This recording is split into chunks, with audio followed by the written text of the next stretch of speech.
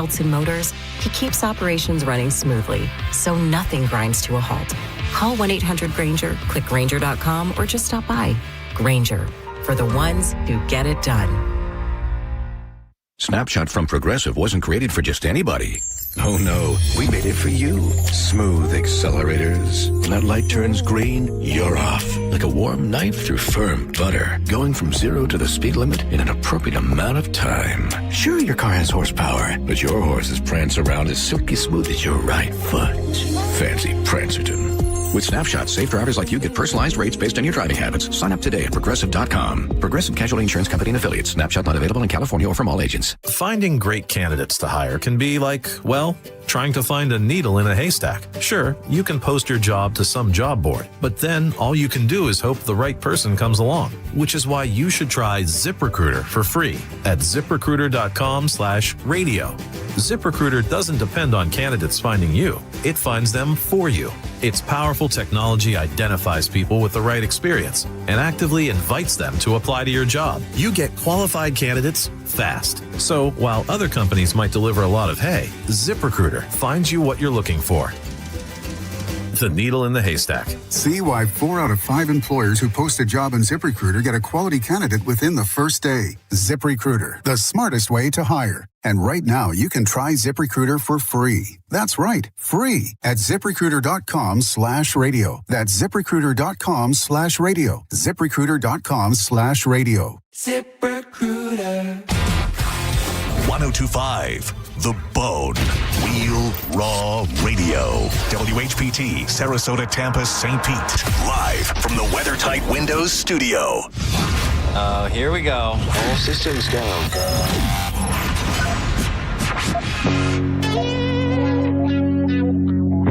This is the true story about Mac.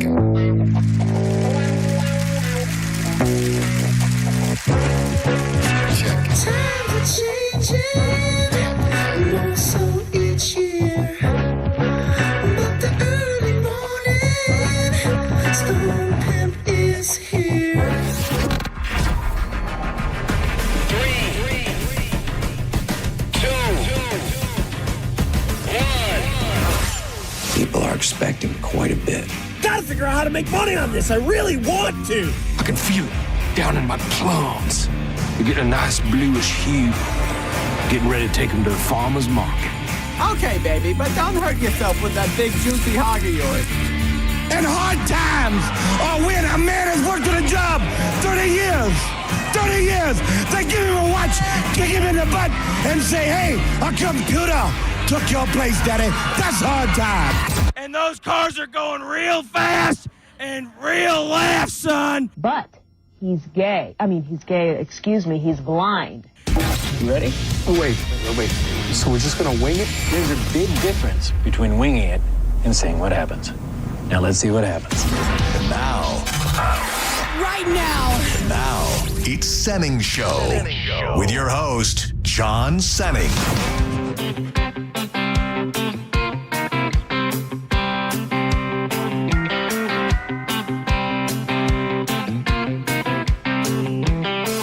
I'm a hard-working man. I wear a steel hard hat. I can ride rope, a hammer and paint, do things with my hands that most men can't. I can't get ahead no matter how hard I try. I'm getting really good at barely getting by.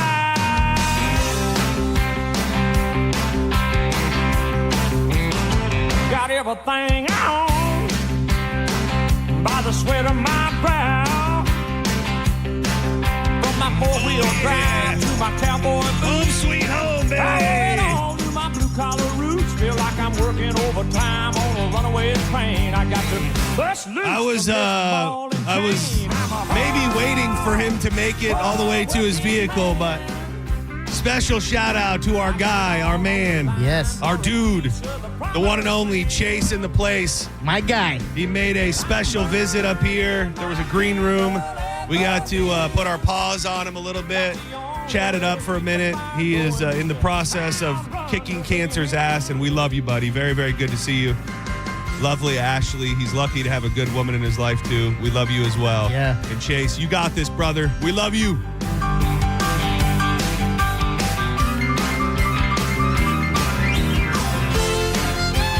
is, he probably hates this song. He probably hates country music.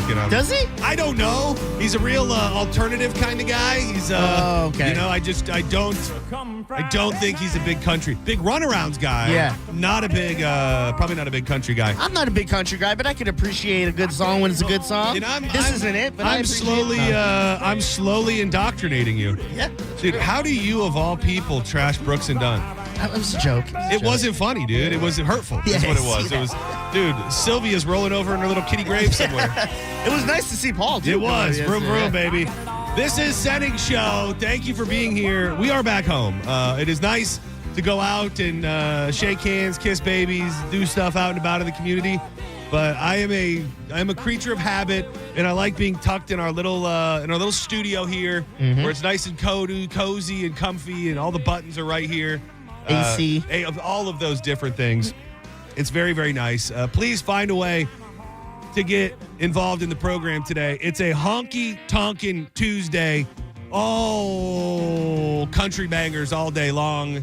800-771-1025. I don't think we took but one call yesterday. So if there's something on your mind that you've been wanting to get off your chest or your heart or your soul for a couple days, feel free to hit us up. You can find us on social media at The John Senning, at Dizzy for Mayor.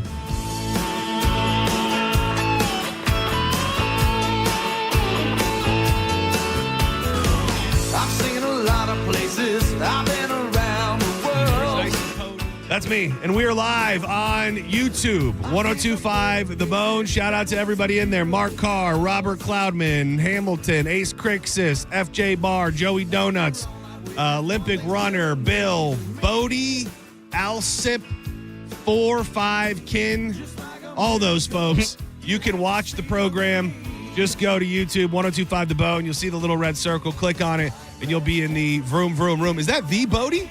No. There's another Bodie. Yeah, I think so. Wow, who I could be wrong, but I'm pretty sure it's not that Bodie. S. Huseman. That feels new. Hola to you, S. Huseman. Tampa Dizzle, by the way, shout out to Tampa Dizzle and Dougie Fresh. They came out to Wild Fork on Saturday and hung out for a bit. I was sad that they didn't win the Traeger. There was a bunch of people I really, really loved there, and I was pulling for all of them to win the Traeger. The guy that won it seemed like a sweet man. I did not know him, though. Okay. He also told me he was going to send me pictures of him grilling meats, and I haven't gotten those pictures yet either. Well, everybody knows that the Lord works in mysterious ways. I got a question, the random question. We've hit a lot of like niche, weird things that people do on this show over the years, and there's something that came up yesterday. Drew was talking about pizza and how he ate day-old pizza and was wondering if it was going to make him ill. So you get a pizza delivered to your house. Okay? You eat like 2 or 3, maybe 4 pieces. There's half the pizza left. Walk me through the process of what happens to that leftover pizza. Like, what do I do with it? So it's there. It's now left over. You're going to bed. What do you do with that leftover pizza? It's not a trick question. Yeah, I take the slices and I put it in a Tupperware and I close the Tupperware and I put it in the fridge and then I'm good to go for the next day. That's not the right answer. What's the right answer? You eat the rest? So this is the only way we've ever done this my entire life. I still do it to this day. Can I guess? Well, yeah, you can. And I will say it doesn't make any sense. And when you think about it, I can already know, the Dizzy play a hate away. You're going to be like, that's disgusting, man. You're going to kill yourself. That's gross. You're eating rotten food. What's wrong with you? I can already hear it coming out of your mouth. But it's just the only thing we've ever done. And it just doing what you say you do feels wrong. It feels wrong, and it feels like the pizza would be ruined. So I was going to say, I thought you wrap it in aluminum foil, put it in the refrigerator, and that's it. I think you put it in the microwave, the whole box, and you leave it for the next time you're going to eat it the next day. You are close. But not completely. First of all, depending on the size of the pizza box, it might not fit in the microwave. But you are correct in that you take the whole box and you put it in the oven. You put it in the off oven, and then that is where it lives until, if I had to guess, oh no, I would say that I've eaten from from the off oven pizza 3-4 days later. No, you haven't, dog. In my life. That's disgusting. I'm not you are saying, right. I'm going to not- judge you. I'm not saying that it's happened recently, but not out of the question that in my life I've eaten pizza out of the 3 or 4 day off oven. It makes so much sense why you hate anything revolving the bathrooms and number twos, because you blow up your stuff. With your eating habits. That's insane. My movements are clean and clear all day long. You want to have a movement off? 'Cause I bet you I'll beat you. Probably because I've put so many different microbes and biomes in my body that it's just it's operating on just a high level. It's like when you have a baby and it turns into a kid, you want it to be around things to build up its immune system. It's like you're building up. Okay, dude, eating pizza that's been in the oven off for 4 days is essentially like a vaccine. It's like it might as well be created by Pfizer because it will protect your body against anything and everything. That sauce and cheese the cheese is probably the deadliest. It really is. It is, and here's the thing. It is crazy. Yes. Like, and I don't know when I started thinking about how weird it is. Probably within the last 5 years, because it is cheese, which is very, prone to mold and getting bad and all Gets that. old quick. But there's just something about it. To me, putting the pizza in the fridge feels like you're tarnishing the pizza. Like you're I feel like the pizza would be getting soggy. What when you it's the like pizza isn't soggy depending on where you put it. It's how you heat it up the next day. Yeah, and then, you may be right. I'm just working you through my. And here's the thing: I didn't make this up my own one day. Like this is how I was raised. So this is what I learned. The pizza in the oven, you heat it up or you eat it. How you found it? No, you would eat it. You don't heat it up in the box in the oven. No, but you take the box yes, out. Oh, yeah. that's even grosser. Most of the time, we take the box out, and then I like to put it right on the rack because then that's how you get it the crispy. So I'll take a slice or two and just put them right on the rack. That's oh man, John, pizza stored in off oven. Let me see if it's like storing pizza. Okay. Yeah. Story. I skipped a word. Yeah. I skipped a word here. We were honky tonkin'. Storing pizza in an off oven provides no protection against bacteria. Mm-hmm. According to food safety guidelines, pizza should not be left at room temperature for more than 2 hours. I know we've done this before years ago. I don't think we've done it on this show because you're hearing about it for the first time. People do this. And I'm just saying, they can all be wrong. I'm just telling you, I didn't come up with this, and my parents didn't come up with it. Maybe it's a cultural thing, white people thing, a Midwestern thing, whatever it may be. I'm just telling you, there are other people out there that are just taking the pizza box when they're done and putting it right into the oven, off oven. I could see if you're going to eat it later that day or something like that, but not for, you said 3 days. I mean, that would be extreme. Definitely overnight into the next day. Definitely a 2-dayer, probably. Yeah. They said 2 hours is bad. You're doing 70 added onto that. Dude, look at me, though. I'm alive, baby. I mean, I'm upright. I mean, everything's fine. Senning Show. That's a pizza. I did the same thing with the pizza. You're damn right, buddy. Where do you think, where are you from? I'm from Michigan. Oh, you are from Michigan. Do you think that it could be a Midwestern thing? Like, did you learn it from somebody? My parents used to do it too. Then also my ex. Okay, thank you. Thank you for dropping it. See? Yeah. Oven people. Yeah, dude, I will tell you this.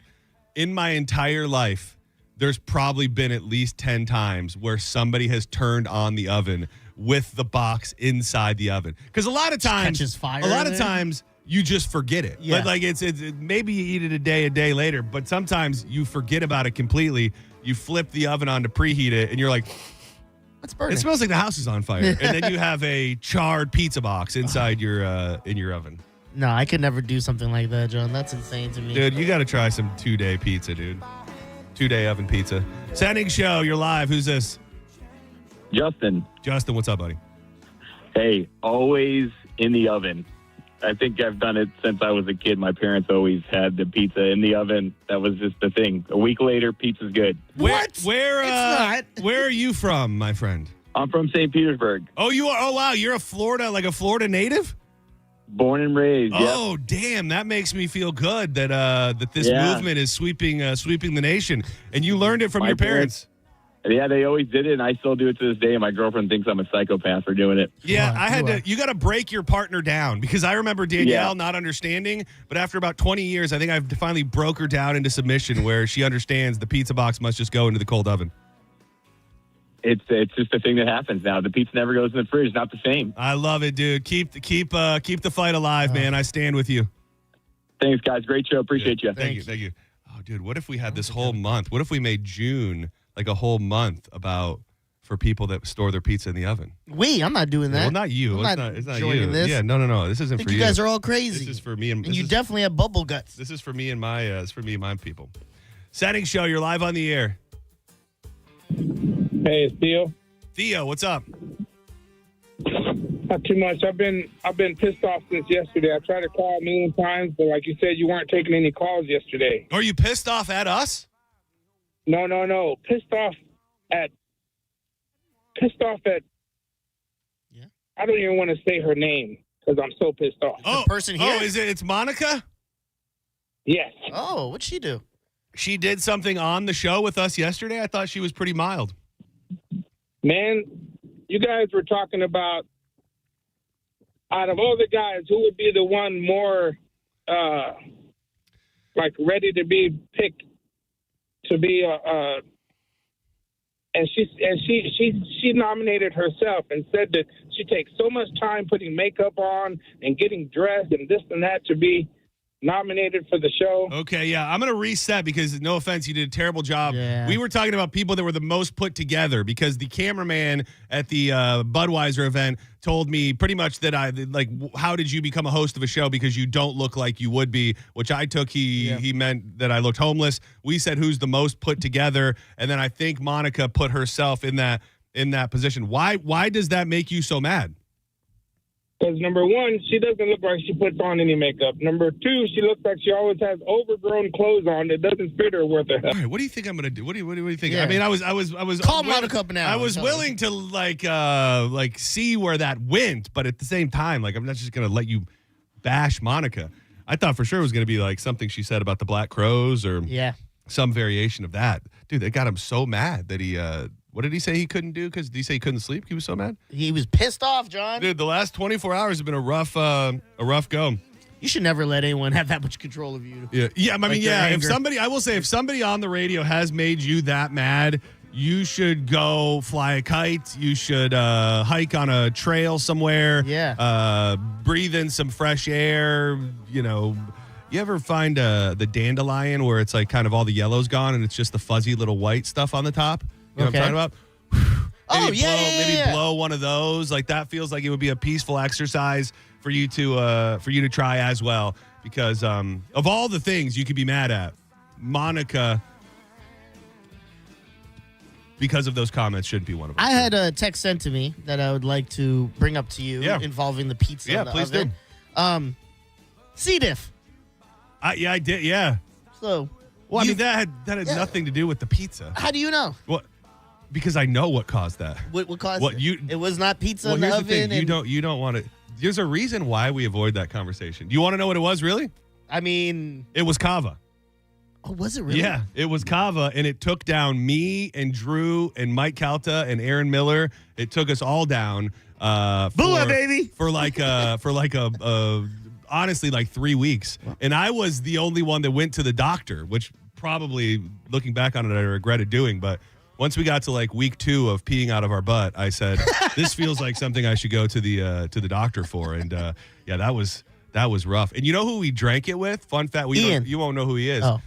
Samoa Joe. It was a hookup through Micah. So Samoa Joe, who's a pro wrestler, he came in and drank it with us that day too. And he was messed up too? Well, rumors that he crapped his pants in the middle of the ring, but they've never been fully verified. Yeah, that was a rough go. But sadly, it wasn't pizza in the oven. No pizza. Well, no my pizza sources let me down there. Who's your source, by the way? Am I a snitch? Yeah. It's called loyalty, Diz. Loyalty to the source? No, loyalty to one half of the supposed Brooks and Dunn. Oh. So far, you've really shown your true colors in this first segment here today. We can figure it out at 3. Oh, is that you outing your source? I didn't say it. We'll figure it out 3, I'm sure.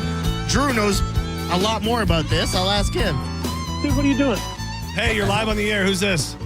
Hey, Steve. Hey, man. What's your love with dehydrated pizza, bro? Well, if you store your pizza in a box, there's no air tightness there. The only correct way to do pizza is to store it in a Ziploc baggie or a Tupperware, put it in the fridge, and then when you reheat it up, it's just like fresh pizza again, dude. You're eating stale cracker pizza. Dude, did you ever notice? when you go to the? And I'm not saying this is a reason to do it, but did you ever notice when you go to and this isn't before you go? Well, that's just one day. When you go to a pizza shop, like a legit pizza shop, all that pizza is just sitting out. You know what I'm saying? Like when you go, Do you think it's sitting out for a day? Well, it sits out for what, an hour under the lamps and the heating things. They're still being heated. Well, I don't think all of those are being heated. Like a lot of shops, there's no heat on there. They're just those glass stacked cases. But I imagine those are ones where they go, well, this is going to be gone in an hour. It's not bad pizza in an hour. How long do you think it takes pizza to go bad? Not quickly. I think pizza legitimately could probably sit out for 5 to 6 hours before you. And truthfully, it's probably longer than that. Yeah. Hey, thank you, sir. Thank you. I mean, the thing you read said, what, 2 hours? Pizza stored in off oven. Hold on. Yeah. For more than 2 hours. I don't think those pizzas are sitting for more than 2 hours in Ybor City and stuff like that. Oh, for sure, dude. You think definitely on the ones that are less busy. When you got all those different pies, maybe on a Friday night they're popping out of there. But that's where I'm going by. So that makes sense. Yeah. So it is a thing. While many people have a habit of stashing the pizza box in an unheated oven overnight to keep it away from pets or off the counter, it is not a safe storage method. An off oven is simply a dark room temperature cabinet. Yeah. It does not keep the pizza cold enough to inhibit bacterial growth. Yeah. Pack any leftover slices in an airtight container. Fungus grown. I started this by knowing you're wrong. Not that I'm wrong, that it's untraditional. Okay. But I also know I'm not alone. Yeah. Okay. Doesn't make you right. No, it doesn't make me right. Just you're part of a small clique of, no offense, morons. Yeah. The face you made. Senning Show, you're live on the air. Hey, I want to start by saying, John Dizzy, I love you, but John, you just confirmed to me what I've always known. Michigan just has a bunch of weirdos in it. Must be from rotten cheese from old pizza. Yeah. Thank you, sir. You got me. Now, if it wasn't for the fact that we had a St. Petersburg native out of the 2 people that called and said they did it, I might believe it's only a Midwestern thing. But this clearly has connections all throughout the great American state. We didn't ask the guy from Florida if his parents are from. Yeah, that is true. You know? I feel like he's born and raised, but his parents could have been from crazy Michigan. This could also just be less geographical and more just kind of white trash backwoods. Yeah, like hillbilly. Like I lived out in the middle of nowhere. I bet you people in Pasco, Polk County, Lake County, all those different places storing their pizza in the oven. Senning Show, you're live. Who's this? Hey, it's Carly. How are you? I'm doing good, Carly. How are you? Oh, I'm so good. I just had some old pizza from the oven, and it was so good. My girl. Of course you did. Some crazy loony girl on the line. Where are you? Where do you originate from? So I'm a Tampa native. Okay. I was born in McDill Air Force Base. Okay. My parents are immigrants. It is nothing to do with my parents at all. It's something that I do. My dude, Tony, if you're listening, he's going to call you guys and say that she's a nut job because he thinks I'm crazy for doing it. But honestly, I think there's just so much salt in pizza that it's kind of cured for a couple days. Yeah, I think of pizza Science. as something that's not totally capable of even going bad. Like they say no pizza is bad pizza. Like there's something too with a cooking process with the way the cheese is already melted and it's kind of blends in with the sauce that it just feels like it's got staying power. How many days do you think you'd let your pizza go in the oven while still eating it? I'm okay with 3, but I think that anybody else in the household would start protesting after the first day. Three is a good solid rule of thumb. Anything past that, you are you're heading to expert level pizza storage. So thank you. What was your name again? Carly. Carly, I'm going to throw you on hold because I'm going to give you something. It's good. Antibiotics? It's good to hear a woman's point of view on this. On this, I'm really scouring the internet to find out like where it started. Like there's got to be some broke person's place. There's got to be a place that there's got to be a reason why it ever even started. I see like random message boards and stuff, but I don't like see an origin of why this ever. I mean, you can find it gross. Just based on what you're hearing here today, you have to know that it's not an isolated incident. Okay. I mean, we've taken 5 calls. 3 of them said that they store their pizza in the oven. So, I mean, if there's 3 people who are willing to say it, how many people are out there doing it and just don't call? I think the people who are on my side, they're like, what am I calling in for? I don't have to prove I'm not a moron. Yeah. Do you like that I keep calling people morons? No, I don't. Yeah, actually. I know. I can tell it's good. I know. I don't. I'm actually over you today, to be honest with you. Senning Show, you're live on the air. Who's this? This is Trick. Trick, what up? How are you guys doing? I'm doing pretty good. Other than this prick in here. Other than that, I'm doing pretty good. Right. I mean, calling everybody a moron just because he's got a soft little tummy. That is true. I mean, that's what it is. That Trini tummy. You could put a pizza in 3 days is fine. You get a Burger King Whopper, but left over, you leave it in the microwave overnight. That's fine, unless you've got a little baby stomach and, I got a tummy. I gotta eat. It depends where you are. You know, you don't let any food go to waste. I do think a lot of like FDA things are more recommendations than hard set rules. Like you can probably get away with a lot more than they tell you. I don't know about that. Well, I mean, your stomachs are all bleeding from you're internally. Also, I'm sure. You obviously bend the knee to the government. Who told you that you can't do it? The FDA? Government? The FDA? Is that who you listen to? Is that who you listen to? Government? You think my government discusses pizza stuff with me? They do. The stuff I read to you is from the FDA. You think I go on the FDA site and go, how do I eat pizza? That's who the taught next you day? this. Common sense is what I would listen to. You're a government shill. Senning Show, you're live on the air. Who's this? Hey, this is Carly. Still, I'm on Carly. hold. Sorry. It's all right. It's all that leftover pizza in his head. Carly, you're gone. Who's this? Hey, this is Zig in Clearwater. What up, Zig? Hey, man, in college, bro, there was boxes of pizza in the kitchen, and you'd go through it just to find one and, like, put it under the faucet because it dried out. It's been at least a week. And then you dry it out, throw it in the microwave, good to go. You would run water over the pizza? Don't like you don't know. Yeah, because it's been there 3 weeks, but it's still good. Dude, it reminds me of those things you would get, like the little, it would be like a little figurine, and then you put it in a tub of water, and then it turns into like a giant snake. Yeah. It's like you put your 5-day-old pizza in just a tub of water and hope that it grows back to a regular size. All right, I have like 10 things that I thought we were going to talk about in this first segment that we didn't get to, but as a palate cleanser, this was the best piece of audio that I found in the last 24 hours. I need to meet this kid. I need to find this kid. I need to be his friend. Yeah, I know it does sound bad up to this point. It sounds bad up to this point, but hold on. I want to see if I can find out what school he goes to. Oh my God, what are we doing? Hold on. Once I play it for you. Word this better? Once I play it for you, it's going to be. I need to get my hands on this kid somehow. Hold on. I'm trying to figure. Oh, he's Oklahoma. So this kid goes to school in Oklahoma, and they were doing a talent show. I will say, and I'm not saying this to be a dick in any way, this kid does look like he does have something like going on a little bit. I don't know what it is, but he's got a little something going on. And all of the kids are sitting around in a big circle, and it's like show and tell. And he has a giant, as a friend and a proud proponent of the Kaka community. This kid is our hero at the moment. He has a giant box of like stuffed birds. And one by one, he takes these birds out and does a impeccable impersonation of every one of these bird calls. All right. The first one is the creepy sound of the common loon. Oh, yeah. There we go.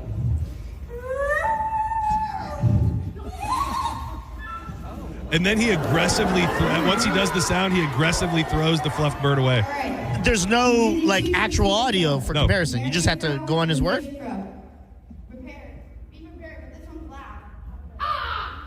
That's pretty good as a crow, though.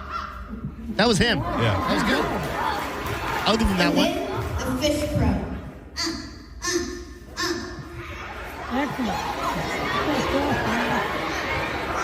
And then the eastern bluebird.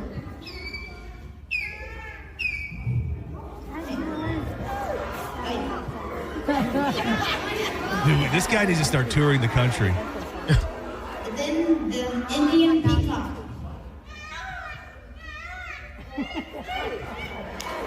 I haven't made it past like a minute 30. This video is like 7 minutes long. 7 minutes of them doing different I'm telling birds? you, he's got a... The northern cardinal. I know that one. That's pretty good.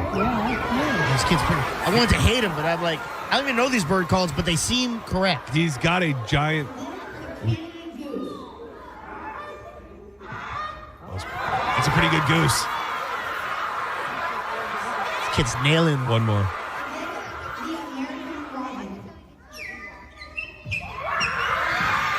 Dude, You hear the kids going, Dude, that's the thing. The kids are losing their mind. Yeah. Okay, one last one. You might not know what a bald eagle sounds like, but you've been lied to. This is what it's actually the red-tailed hawk sound, and this is what it sounds like. Give it to us, buddy. That's pretty good. Bro. Dude, and the kids, I cannot. School is going. Dude, they are crazy like, for boy. they are popping. The Yeah. crowd is absolutely popping. You know what? That kind of makes sense because as it starts, if I was one of those kids, I go, this is dumb. And then you get to the second one, I go, okay, that's not bad. You got it. And by the third one, I was like, how is he doing this? Our guy. All right, don't go anywhere. When we come back, we've got that thing we're going to dig into today. It's a study, and it's something we've talked about a lot here on the program, a bad habit that seemingly people just aren't doing anymore. And I think if they started back up, America might be in a better place. We'll talk about that and a bunch more. It's that thing coming up next. We also have one of your last few chances at $1,000 coming up at 2 o'clock. So make sure you keep it locked right here to 102.5 The Bone. On that roadside picking blackberries. That summer I turned. Wild Fork Foods. We are in the midst of Grilling for America. This is a huge sweepstakes / giveaway that's going to be running all the way through July 31st.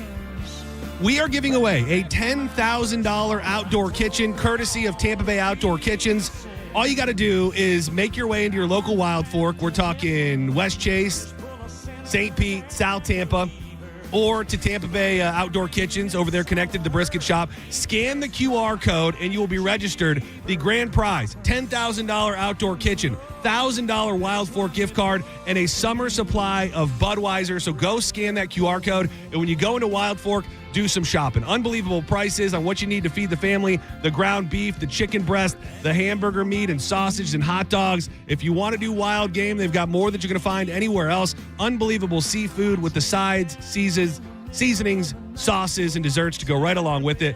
So check them out, would you? You can always order online, wildforkfoods.com. Turn out the headlights. Drive by the moonlight. Talk about what the future might hold. Down that red dirt road. You're listening to Senning Show on 102.5 The Bone. Budweiser Grill for America's Summer Sweepstakes. Win a $10,000 outdoor grilling package featuring an outdoor kitchen from Tampa Bay Outdoor Kitchens, a $1,000 gift card from Wild Fork Meat and Seafood Market, and a summer supply of Budweiser. Visit theboneonline.com to find a location to register nearest you. Join the Bone's John Senning this Saturday, June 13th from noon till 2 at Tampa Bay Outdoor Kitchens, 3501 North Armenia Street in Tampa. Come register to win a Traeger grill and a $100 gift card from Wild Fork Foods. It's the Bone's very own hot grill summer. Celebrate Budweiser's 150th anniversary alongside America's 250th. Backyard grilling, ice cold Budweiser, and premium meats and seafood. Budweiser Grill for America's Summer Sweepstakes from Tampa Bay Outdoor Kitchens, Wild Fork Meat and Seafood Market. Budweiser at 102.5 The Bone. I'm John Morgan of Morgan & Morgan. If you've been injured in a car accident, call America's largest injury law firm. For over 35 years, my mission mission has been to deliver more for our clients, to deliver more for you. Injured? Visit forthepeople.com for an office near you. Budweiser is turning 150 and America is turning 250. So we're celebrating big all summer long. Join us at Fat Daddy's in Dunedin, Hennessy's Tavern, and Whiskey Wings in Oldsmar for ice-cold Budweiser specials, patriotic summer fun, and your chance to win a Traeger grill for the ultimate summer cookout. Fire up the flavor, raise a bud, and toast to 250 years of America. Just look for the QR code at participating locations to enter and win. It's the All-American Summer, sponsored by 1025 The Bone and Budweiser. This Bud's for you. Exciting things are happening at Italiano Insurance. They are now part of A.J. Gallagher, one of the largest insurance brokers in the world. Soon you will start to hear and see a name change, but it will still be the same great folks providing amazing service. What does it mean for you? More insurance markets and options to better serve you and your family's needs. Call 813-877-7799 today and protect your family with the Italiano team at Gallagher Insurance, serving this community for over 65 years. Think selling your home is stressful? Try picking the wrong agent. Choose right the first time. Call Jeff Borum of Team Borum with eXp Realty and see how his cutting-edge marketing can get you the most money for your home. Call Jeff at 813-344-4287 or go online at jeffborum.com. That's jeffborum.com and start packing. Summer's back, and so is IDC's most popular offer ever. 0% financing for 5 years. Now through June 30th, you can make any purchase at International Diamond Center and spread your payments out to 2031 without paying a dime in interest. Engagement rings, wedding bands, eternity bands, earrings, pendants, our largest selection ever of certified hand-picked diamonds and exclusive designer fashion jewelry. This is incredible. Get the IDC value price you deserve. Then spread your payments over 5 years. That $6,000 pair of diamond earrings, just $100 a month. That $12,000 engagement ring, just $200 a month. Everything's affordable with this amazing offer. 0 interest all the way to 2031. Who else can do this? There's just one catch. This is a limited time offer just for the month of June. So don't wait. Let IDC help you get the jewelry you've been dreaming of at a price and payment you didn't think was possible anymore. International Diamond Center in Tampa, Clearwater, Lakeland, and Sarasota. Excludes Rolex. Details and more at shopidc.com on approved credit. Galvin here with some important news. Badger Bob's is now in Tampa Bay. You need some fast plumbing services like drain clearing or clog removal, fixture repair and replacement, or water heater repair and replacement. Right now, you can get a 30 to 50 gallon water heater installed for only $24.99 a month. There's no credit check, and that comes with an unbeatable lifetime warranty. While they're there, make sure you ask Badger Bob's about a free water quality test. Book a free estimate or service and see real-time availability online by visiting badgerbobs.com. Plumbing license CFC 1428238. Are you an adult with uncontrolled moderate to severe Crohn's disease symptoms and still packing a backup bag of clothes? Just in case, Skyrizi Risankizumab Riza can help you take control of your Crohn's. Feel significant symptom relief, including less abdominal pain and fewer bowel movements at 4 weeks. Plus, Skyrizi is proven to help people achieve remission and visibly improve damage of the intestinal lining. Individual results may vary. Skyrizi is a prescription injection medicine. Don't use if allergic to Skyrizi. Serious allergic reactions, increased infections, or lower ability to fight them may occur. Before treatment, get checked for infections and tuberculosis. Tell your doctor about any flu-like symptoms or vaccines. Liver problems leading to hospitalization may occur when treated for Crohn's. Ready to take control of your Crohn's? Ask your doctor about Skyrizi, the #1 prescribed biologic in Crohn's disease. Control is everything to me. Learn more at skyrizi.com or call 1-866-SKY-RIZZI.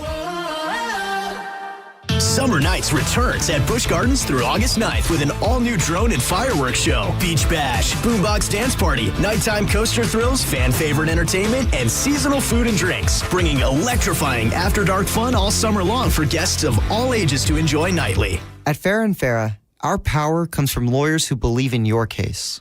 Tampa. Now, back to Real Raw Radio, sponsored by Anajar and Levine, Accident Attorneys. Call 1-800-747-FREE. That's 1-800-747-3733. You might know nothing, but at least you'll know that thing. Brought to you by Just Call Mo, Tampa's injury attorney. That thing. It's time for That Thing, right now on Senning Show. 1, 2, you know what to do.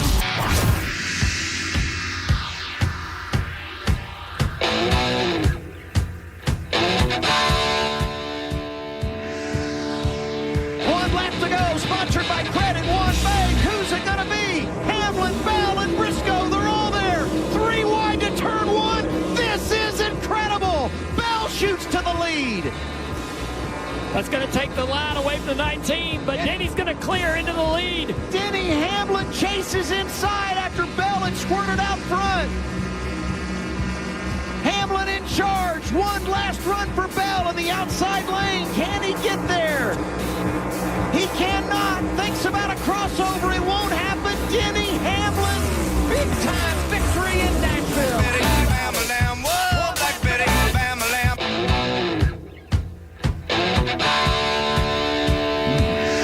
Welcome back to Senning Show, getting you through your Tuesday. Man, after you had a short week last week, this can be one of those weeks, but we're going to help you get through it. 800-771-1025. I'm John Senning. He is Dizzy. 800-771-1025. If you want to join us on the phone lines, hit us up on social media, Instagram, X, at the John Senning, at Dizzy for Mayor. Dude, I think Denny Hamlin, I know we touched on it. I feel like yesterday was such a blur that I didn't dig into things the way I wanted to. I think Denny Hamlin could be on one of the best runs of any NASCAR driver ever. And because they changed the points this year, I think it's going to take a miracle for him to not be champion at the end of all of this. Oh, really? From the many years I've watched, but specifically over the last couple years, the fact he is always in the conversation every single race, top 3, top 5. I think this is his season. I read an article last night that pretty much said, have we ever seen anybody in any sport, and it's hard to compare, where you're at the peak of being an owner and the peak of being the driver or the performer, which there's, again, not many parallels to NASCAR. But the fact that his team and Tyler Reddick is doing so good while he himself is racing so well. He is at the peak of NASCAR right now, and it's pretty cool to see. I did after skipping it yesterday have to bust out the Denny gear today. Yeah, I'm proud to see that you're rocking that, man. You gotta watch. It's pretty interesting, and it makes me, man, I just gotta find the right nut to crack in NASCAR because we have some connections, and I don't think that NASCAR drivers love to do tons of press. But they did. So Bussin' with the Boys, it was forever. It was on Barstool. Will Compton, Taylor Lewan.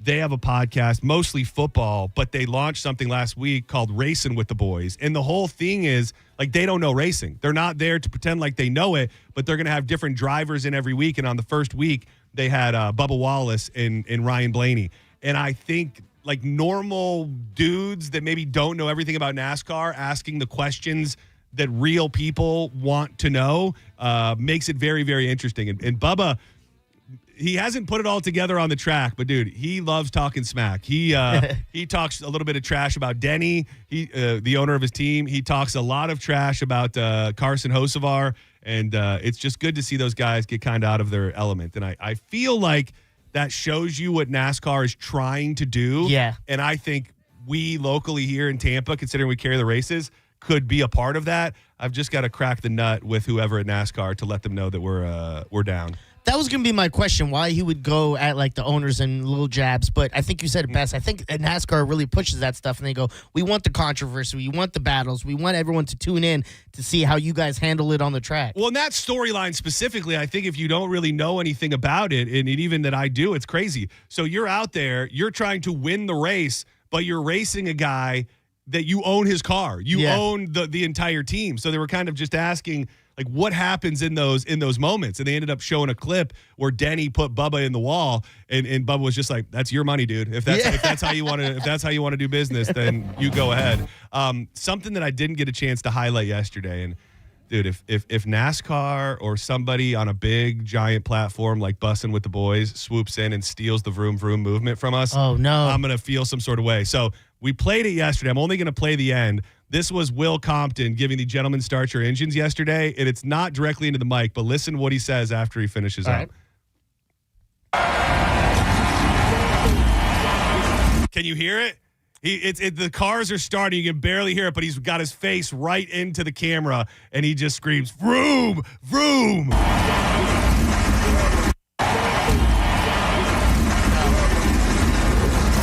I just hear noise. Yeah, it's you got some good ears. He threw vroom, vroom, vroom out there. I have to say, kind of foolish at this point with the angles NASCAR is taking to not have some stuff with some vroom Vroom vroom out vroom, there. yeah. It makes the most sense. Yeah, but, we should have copyrighted it. Should have got the intellectual property tied down bright and early when we started this. Is it too late? I don't know. Is that one of those things? Maybe this would be a good question for Mo DeWitt. Is that like too generic that you can't that you wouldn't be able to copyright it because just vroom is a known noise and sound that you can't. You're gonna write it down. But maybe if we called like vroom vroom movement or like vroom vroom boom. No, vroom vroom doom. Vroom vroom is good enough. We can't add another. But I feel like if we added another word to it, then maybe we'd have more likelihood to be able to get something that NASCAR would want. The vroom vroom community is the only other thing. I mean that is vroom vroom movement, vroom community, vroom vroom. We'll workshop it, and if NASCAR has to come to us and pay us a bunch of money, then that's just the way it has to be. Senning Show, you're live on the air. Who's this? Hey, it's Chad. Chad, what up, buddy? Hey, man. Thanks for the beer yesterday. Oh, absolutely. Thank you to everybody who came out. I got some nice messages, and we were doing the show during some times that I didn't get a chance to say hello to everybody. But thank you to everybody who came out and got that day fresh beer. You missed the opportunity with it yesterday, though, man. You had the beer run from Jacksonville. You had Bandit leading the blocker for the trucks, man. Yeah, that they're the old school how NASCAR was originated. There was some runners that had to make it up I-10, I-4, all that from Jacksonville to bring it. So I think you might be right. Thank you very much. Very recreationally, I talk about it one time, and I think have created this vision that like I'm actually smoking cigarettes regularly. I'm trying to think when I think. A few weeks ago, you had. No, I don't think so. I thought, and didn't Danielle share one with you or something, or at the bar I thought you both smoked. Maybe you're right. Yeah. If anything, okay, so I'll give you this. I believe. If anything, I think maybe I've smoked one cigarette since Halloween. Because Halloween night, just one. Yeah, because since that Halloween night, I bought Mo a pack and I bought myself a pack. And whenever, if ever, I had another one, it was from the same pack, and that pack is still in my is still in the cabinet. Okay. So if anything, one time maybe since Halloween, I have to be in just the perfect mood, and it's got to be in the right place at the right time and everything. And you would think this is a good thing, but I'm not sure. I'm not sure that it is when you put all of the pieces together. New statistics show less Americans are smoking cigarettes now compared to any other time in American history. The Center for Disease Control and Prevention conducted a survey of thousands of Americans about their smoking habits. Several factors have led to a reduction in smoking, like the rising price of tobacco, bans in certain places, overall health maneuvers, and vaping. Cigarette smoking rates among adults in the United States fell to an all-time low. 1 in 11 Americans identifying as active smokers.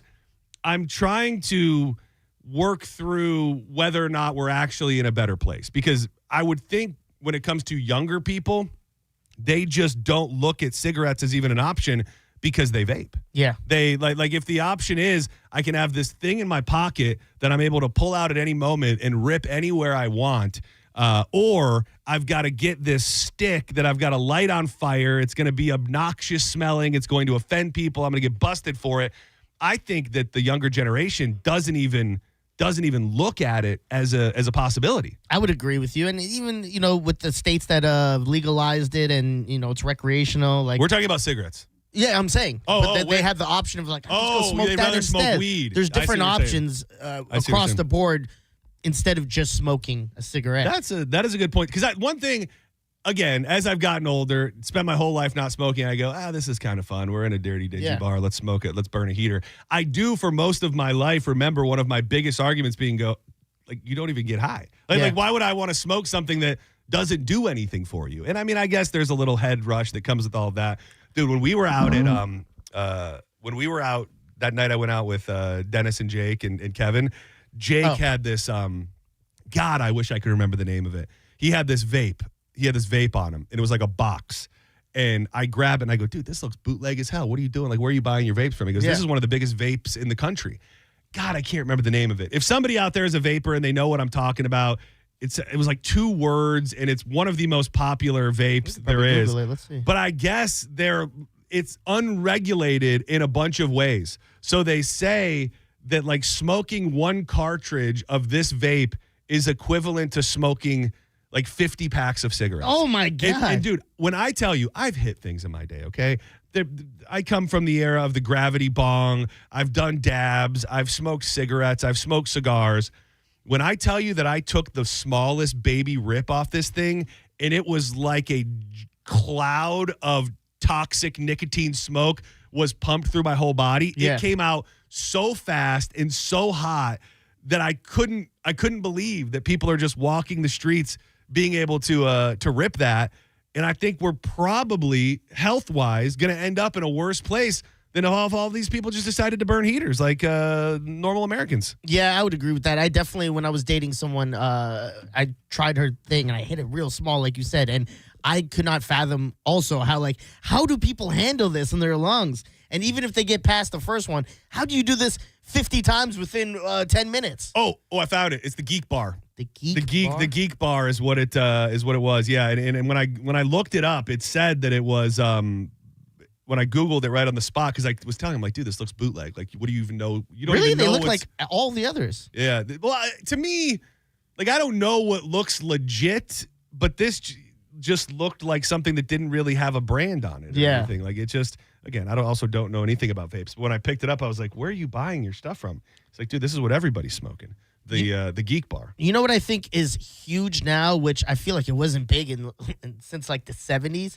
Like the what's it called? Like a pipe? No, the tobacco that like a dip. Like a dip. Yeah. There you go. Well, now it's all the Zins. It's all Zins and nicotine and stuff like that, which, dude, I tried to dip one time in my life when I was in high school, and I thought I was being cool. Somebody had like a little dip tobacco pouch, and I just remember puking my freaking brains out. Like, it was miserable. So the Geek Bar contains 5% nicotine, but they also say that it depends on the box. The Geek Bar Pulse XL comes with 900 milligrams of nicotine. Oh my That's God. insane. You a vapor? Absolutely. Dude, what's your flavor and your box of choice? All right, dude. So I've been vaping since high school, and I have been a Juul guy since high school. Who got you on? How did you start the Juuls? I'm curious only because, they got sued because they were working a campaign where they almost legally went into high schools and got high schoolers to start juuling. How did you start? That's exactly how it started. I'm right there in that time frame. Did they come to your school and like hold an assembly and talk you into into vaping?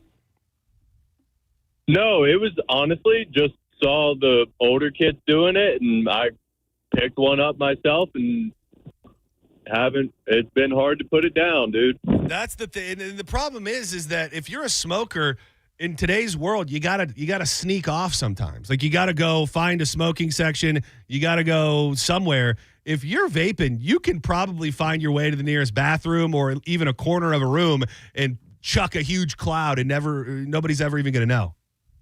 Yeah, for sure. I've been thinking, dude, I don't know what they put in these vapes. That's what's been through my mind. Doesn't that worry you that you're putting something in your body that you're not sure what it is?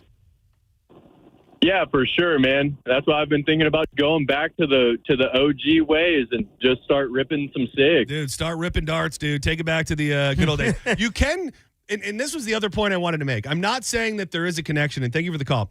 But if you had two, conflicting charts, if you looked at the downfall of America, it would go right along with the downfall of smoking cigarettes. And I don't know, and I'm not saying that they're connected, but maybe if more people started smoking, we could find out if there is a connection. Because this generation is really just doing less of everything. They're not drinking as much. They're not smoking as much. Do you think that's true? Oh, it is, dude. Booze, alcohol, liquor levels, sales as a whole are lower than they've ever been, and that's because the next generation is not pushing it. Dude, it's the non-alcoholic options, and it's really the THC beverages that are taking the place of a lot of liquors. They're kids, specifically high school into 20s, early 20s, are not drinking at the rate that any other generation ever has. I would have thought for sure it was going the other way because of all the seltzers we have, all those iced teas, those hard iced teas now. That's all you see around when you go to these bars. And the younger kids, that's like all they're drinking now. Yeah, teens and young adults are drinking significantly less alcohol than any other previous generation, marking a major cultural shift. By 2024, only about 33% of high school seniors reported getting drunk in their lifetime. Dude, that number was 65% in 1991. Jeez. From 33. And I feel like we've kind of talked about this before. Obviously, underage drinking and drinking a bunch of booze is never going to be like considered a good thing. Yeah. But you could track something in there that is bigger than just drinking booze, and it is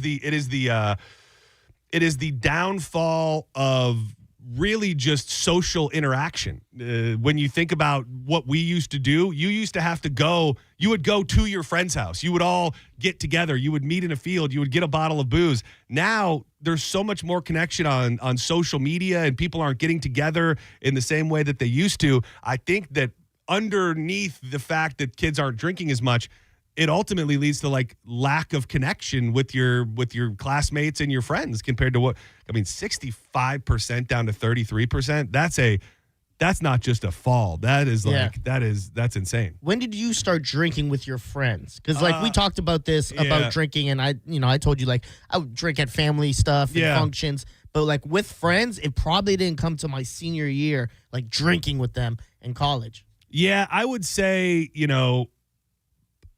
we were drinking pretty young. I mean, I think that time that we just shared where I said I got my first bottle of apple pucker, I was probably 15 years old. Yeah. So around then is when I also got very lucky with a fake ID very early and very young. So I was the guy that was buying it all. So I would say 15 or 16 is when I got that fake ID, and then it was like game on. We were drinking a lot of 40s. We were drinking dude, our go-to was the Big Bear. Big Bear. Big Bear 40. We drank pretty much two things. We drank Big Bear and we drank 5 o'clock vodka. Those two things, we would drink 40s of Big Bear, which I think were like $1.99, and you could get a handle of 5 o'clock vodka for like $5 or $6. And those were our go-tos. I would have never expected you drinking malt liquor and stuff like that. Dude, that was our thing. A lot of Mickey's, a lot of Big Bear. Now, was it boring out where you lived? For like, there wasn't much going on because like when I lived out in Canada for my senior year, it was in a city where it's like you don't really have much to do, so that's why people drink and go in the basement. Our thing was like we would go in the basement a lot, but as it got a little bit older, specifically in the summer, we would go get the 40s, and then we would all go out on my trampoline, and we would put like sleeping bags and blankets on the trampoline. Oh, wow. And we would just sit around and drink 40s all night and play music on the trampoline. And that was better times. Yeah, better, simpler times. Joining us right now, the one and only. I was gonna text you earlier, but I didn't want to bury the lead because I wanted to say it so all the YouTube watchers and people that want to watch. Borderline sultry top on JoJo today. It's like lacy. It's like lacy, almost like a little lingerie-esque or something. Am I reading too much into that, or am I wrong, Diz? It's like there's something a little sultry about it. Oh, thank you. I saw it on the. When you were with Johnny earlier, and I thought, look at that. How is everything? Thanks for noticing. You're absolutely welcome. That's all I do. I'm fine today. How are you? We're doing pretty good. I didn't mean to interrupt. No, you're fine. Your backwoods barbecue stories. When did you start drinking? The summer going into my freshman year. With your friends, I mean. Yeah. Right? Okay. Yeah. Summer going in your freshman year of high school. Oh, yeah. Wow. I was just finished 8th grade. We were talking about how kids now are not smoking, and they're even more so not drinking. I've heard that the numbers of like it's crazy alcohol and liquor sales or whatever has gone way down. And I was just saying that I think there's a connection there with like kids not getting together as much, like probably not. And they vape a lot of vaping. To me, you can't. I'm never going to like encourage teenagers or young kids to drink and go do stupid stuff, but there is almost a rite of passage in a certain point of your life where you drink a little and you make some bad decisions and you find your way. And I just wonder, what happens to the generations when they just decide they don't want to party with each other anymore. I don't think it's good. They orchestrate. What are they called? Oh yeah, we do teen takeovers. Teen takeovers. Yeah, that's what they do now. Seriously, are these kids probably aren't even drinking or doing drugs at the takeovers? Yes, they are. You think they're drinking? Yes. I don't know, drinking, maybe drugs. I think both.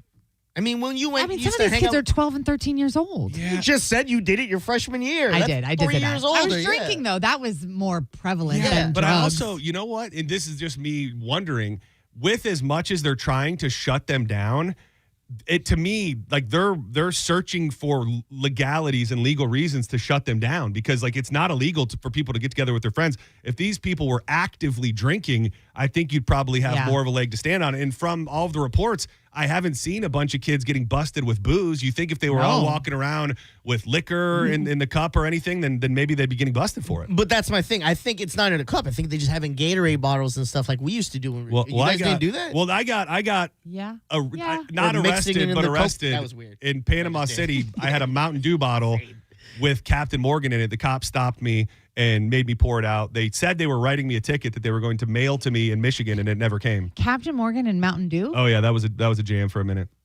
Is it still a jam? Like, is it good, or it was it delicious. Just because it was? No, it was a thing. It was. I never had. It was a delicious thing that we were doing. I don't know if I want any alcohol with Mountain Dew. That's what I feel like it wouldn't be good, but yeah. I mean, I also can't tell you the last time I had a Mountain Dew either. Do the do, baby. Yeah. But give you a little jolt, a little this. Want me to go get you one out of the no, break room? I'm good though. Oh. Do we have a delicacy that we're gonna try today? I mean, I wouldn't call it a delicacy, but my dad made it, and I was like, I feel like we just need to redeem ourselves, and I thought it was really good. So. All right, this is to redeem ourselves from the pickled eggs. It's not eggs that we did. Yeah. Let's go ahead and give you $1,000. This hour's keyword is Sunny. Head to the 102.5 The Bone app now and enter Sunny. That's SUNNY before 30 minutes past the top of the hour, and the $1,000 Bone bonus could be yours. That's SUNNY. Sunny. If you get a phone call from a number that you don't recognize in the next 30, 40 minutes, you better answer it, because it could be the Prize Patrol trying to let you know that you won $1,000. Make sure to shout out the crew. Let them know that the juice is loose. Vroom, vroom.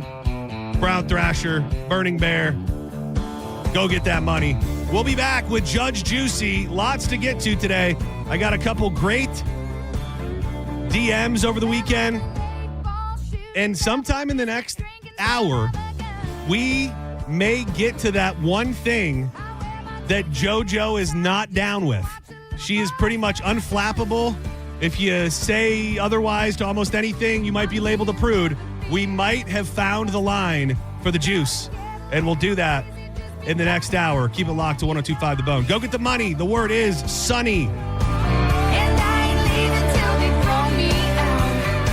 Hawkins Home Service Co. If you're a homeowner, you know it's tough. You got to find people to work on the AC. You got to find somebody to come and work on the pool, the plumbing, the electrical. But when you go with Hawkins, one call really does handle it all. I've had Hawkins out to my home to work on all of those different things. They did all the lighting fixtures. They got me out of a pinch when the AC went out. My pool is really operating at premium level. I've got the Pent Air variable speed pool pump. I can control it from my phone. I'm saving money. I can flip the lights on from my phone. No matter what you got going on, Hawkins is who you need to call. 10% off just for being a Bone listener, so make sure you let them know, and you can even book online. Do it now. HawkinsServiceCO.com. Hawkins, one call, handles it all. You're listening to Senning Show on 102.5 The Bone. Big winners, right? The Bone Bonus. Congratulations, winner. You'd won $1,000. Is this real? Seriously? Oh my gosh, this is incredible. And I won this listening to Drew Garabo Live, my favorite show on the Bone. I'm about to go on vacation to see my kids here in a few days, and getting that $1,000 is going to be so helpful. Oh man, this is just awesome. Keep listening to The Bone for your chance to win cold, hard cash. It's the Bone Bonus. Sponsored by Farrah & Farrah, Tampa's accident attorneys. FarrahandFarrah.com. The Bone Bonus is back. 102.5 The Bone. Real, raw radio. Car accident? Take back control of your life. Call Anajar and Levine, accident attorneys at 1-800-747-FREE. It's the first day of the first grade, and she found a new best friend. It's a laid-back Sunday afternoon you wish would never end. The homemade taste of Bluebell and good friends gathered round. The good old days are being made right now. Bluebell doesn't fudge on deliciousness. Our new black raspberry fudge ice cream in pints and half gallons combines black raspberry flavored ice cream with dark chocolate flavored chunks and a chocolate fudge swirl. The result is real. Taste the truth. The good old days are being made right now. The good old days are being made right now. Look for Bluebell ice cream at all Winn-Dixie supermarkets. I'm Ultima Morgan of Morgan & Morgan. Every time one of my children started driving, it was terrifying. Thousands of accidents happen across the country. We see it every day. If you've been injured in a car accident, call us. Dial # law or visit forthepeople.com for an office near you. A family office is a team built to handle the 3 biggest financial responsibilities a family faces: wealth management, tax strategy, and estate planning. Most firms only manage your investments and refer the rest out, hoping everyone stays aligned. At Trajan, we built something different. Your wealth, tax planning, and estate planning are handled together inside one firm under one roof. There's no guessing whether your CPA, advisor, and estate attorney are truly in sync, because our team works together every day on your behalf. When your financial life becomes more complex, your advice should become more coordinated, not more fragmented. One plan, one trusted team. Call Trajan today, 855-TRAJAN-1. That's 855-TRAJAN-1. Trajan Wealth, an SEC-registered investment advisor. Additional services through Trajan Estate and Trajan Tax. Additional disclosures and accreditation at TrajanWealth.com. If you want your windows there in weeks, pick up the phone and just text Reese. Congrats to Adrian and Mary, last year's winners of the $25,000 in new windows from Reese Windows and Doors. At Reese, installation is included and most windows are installed in under 8 weeks with a lifetime guarantee that's going to transfer when you sell your home. And now is your chance to win them for free. Just text the word WOW to 20129 to win $25,000 in new windows from Reese Windows and Doors. Text WOW to 20129. When you're hiring, have you ever felt like you're missing out on meeting great candidates? Well, they're not hard to find when you go to ZipRecruiter. ZipRecruiter helps 10 million people with their job search every day. People who are actively looking for jobs like yours. So it's easy to find the right person fast. 4 out of 5 employers who post on ZipRecruiter get a quality candidate within the first day.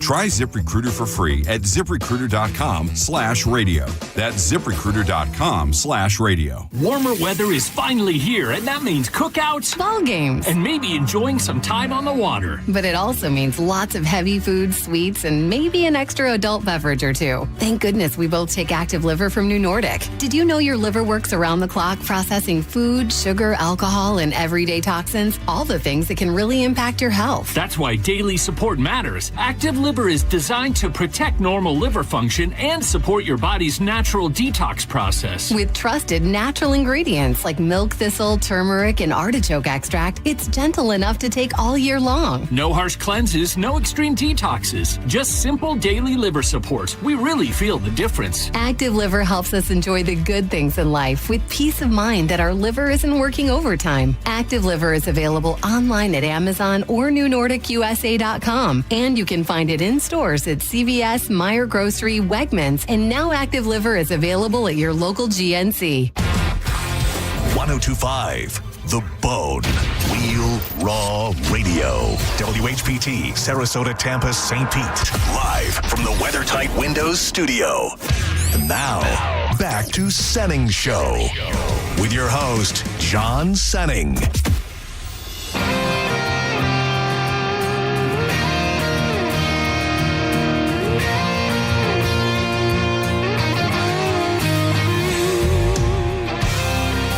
Back to Senning Show. Watch the program on YouTube, 1025 The Bone. We're live.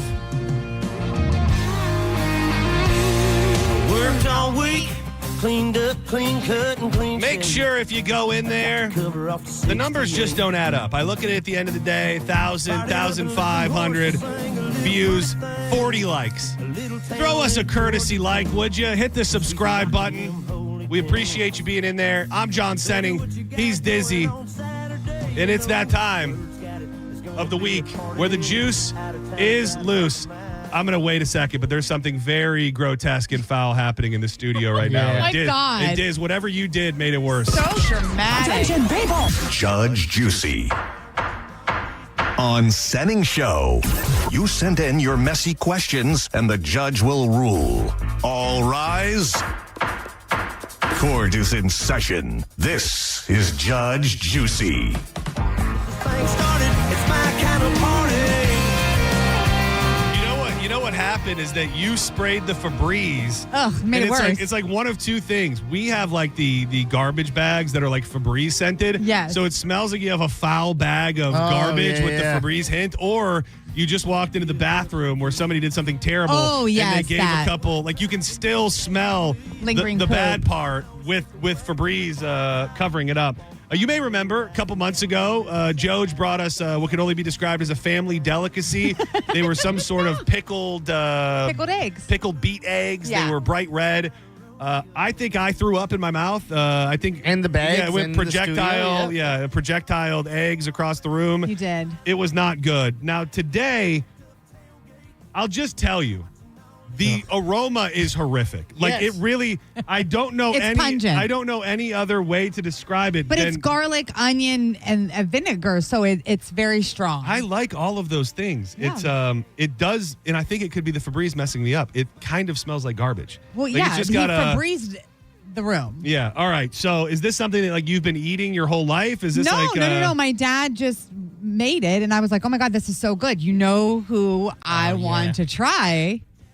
The radish salad. Yeah. We're the test rats right now. So there's like cloves of garlic. We like mushrooms, so we put mushrooms in everything, but you don't have to eat them. They're left whole. And onion and sliced radishes, All right, which I asked both of you if you like. I do. I like. The thing is, I like all like the idea of this is very tantalizing. Well, It's try and get the Febreze taste out of your mouth. Well, it's not the Very Febreze. pink. It's the. It's just a. I think pungent. it's from the onion. It's pungent. Maybe is there red wine vinegar in there? Maybe. Maybe. All right, here we go. I don't really know. Going for it? I just eat it. What are we calling this? A radish the salad? The juicy radish. Oh, salad? yeah. Oh, very ASMR. It's not bad. Oh yeah, I like that. Yeah. Jeez, it smells crazy. You're right. It's very strong. Oh yeah.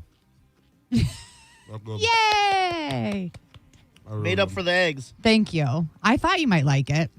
Mm-hmm. And the whole garlic and it's good. It's good for Does you. have a lot of flavor in it. I like it. It's good for you too. That would be really good with like a nice grilled meat, like a nice grilled chicken breast, something real hearty Yeah. and Yeah. grilled. Very nice. All right. Well, Redeem. I'll bring you some more. Shout out to the fam. Yeah. You hit it on this one.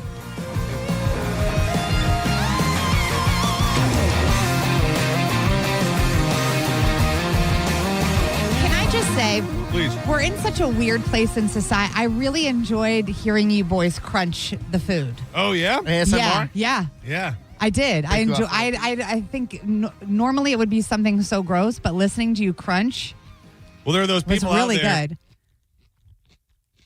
The people out there with the misophonia right now are driving their cars Yes. off the. It's also like the perfect ASMR food. Like Yeah. to get those big crunchy bites of radish. I feel Yeah. like it's one of the best foods you could eat for.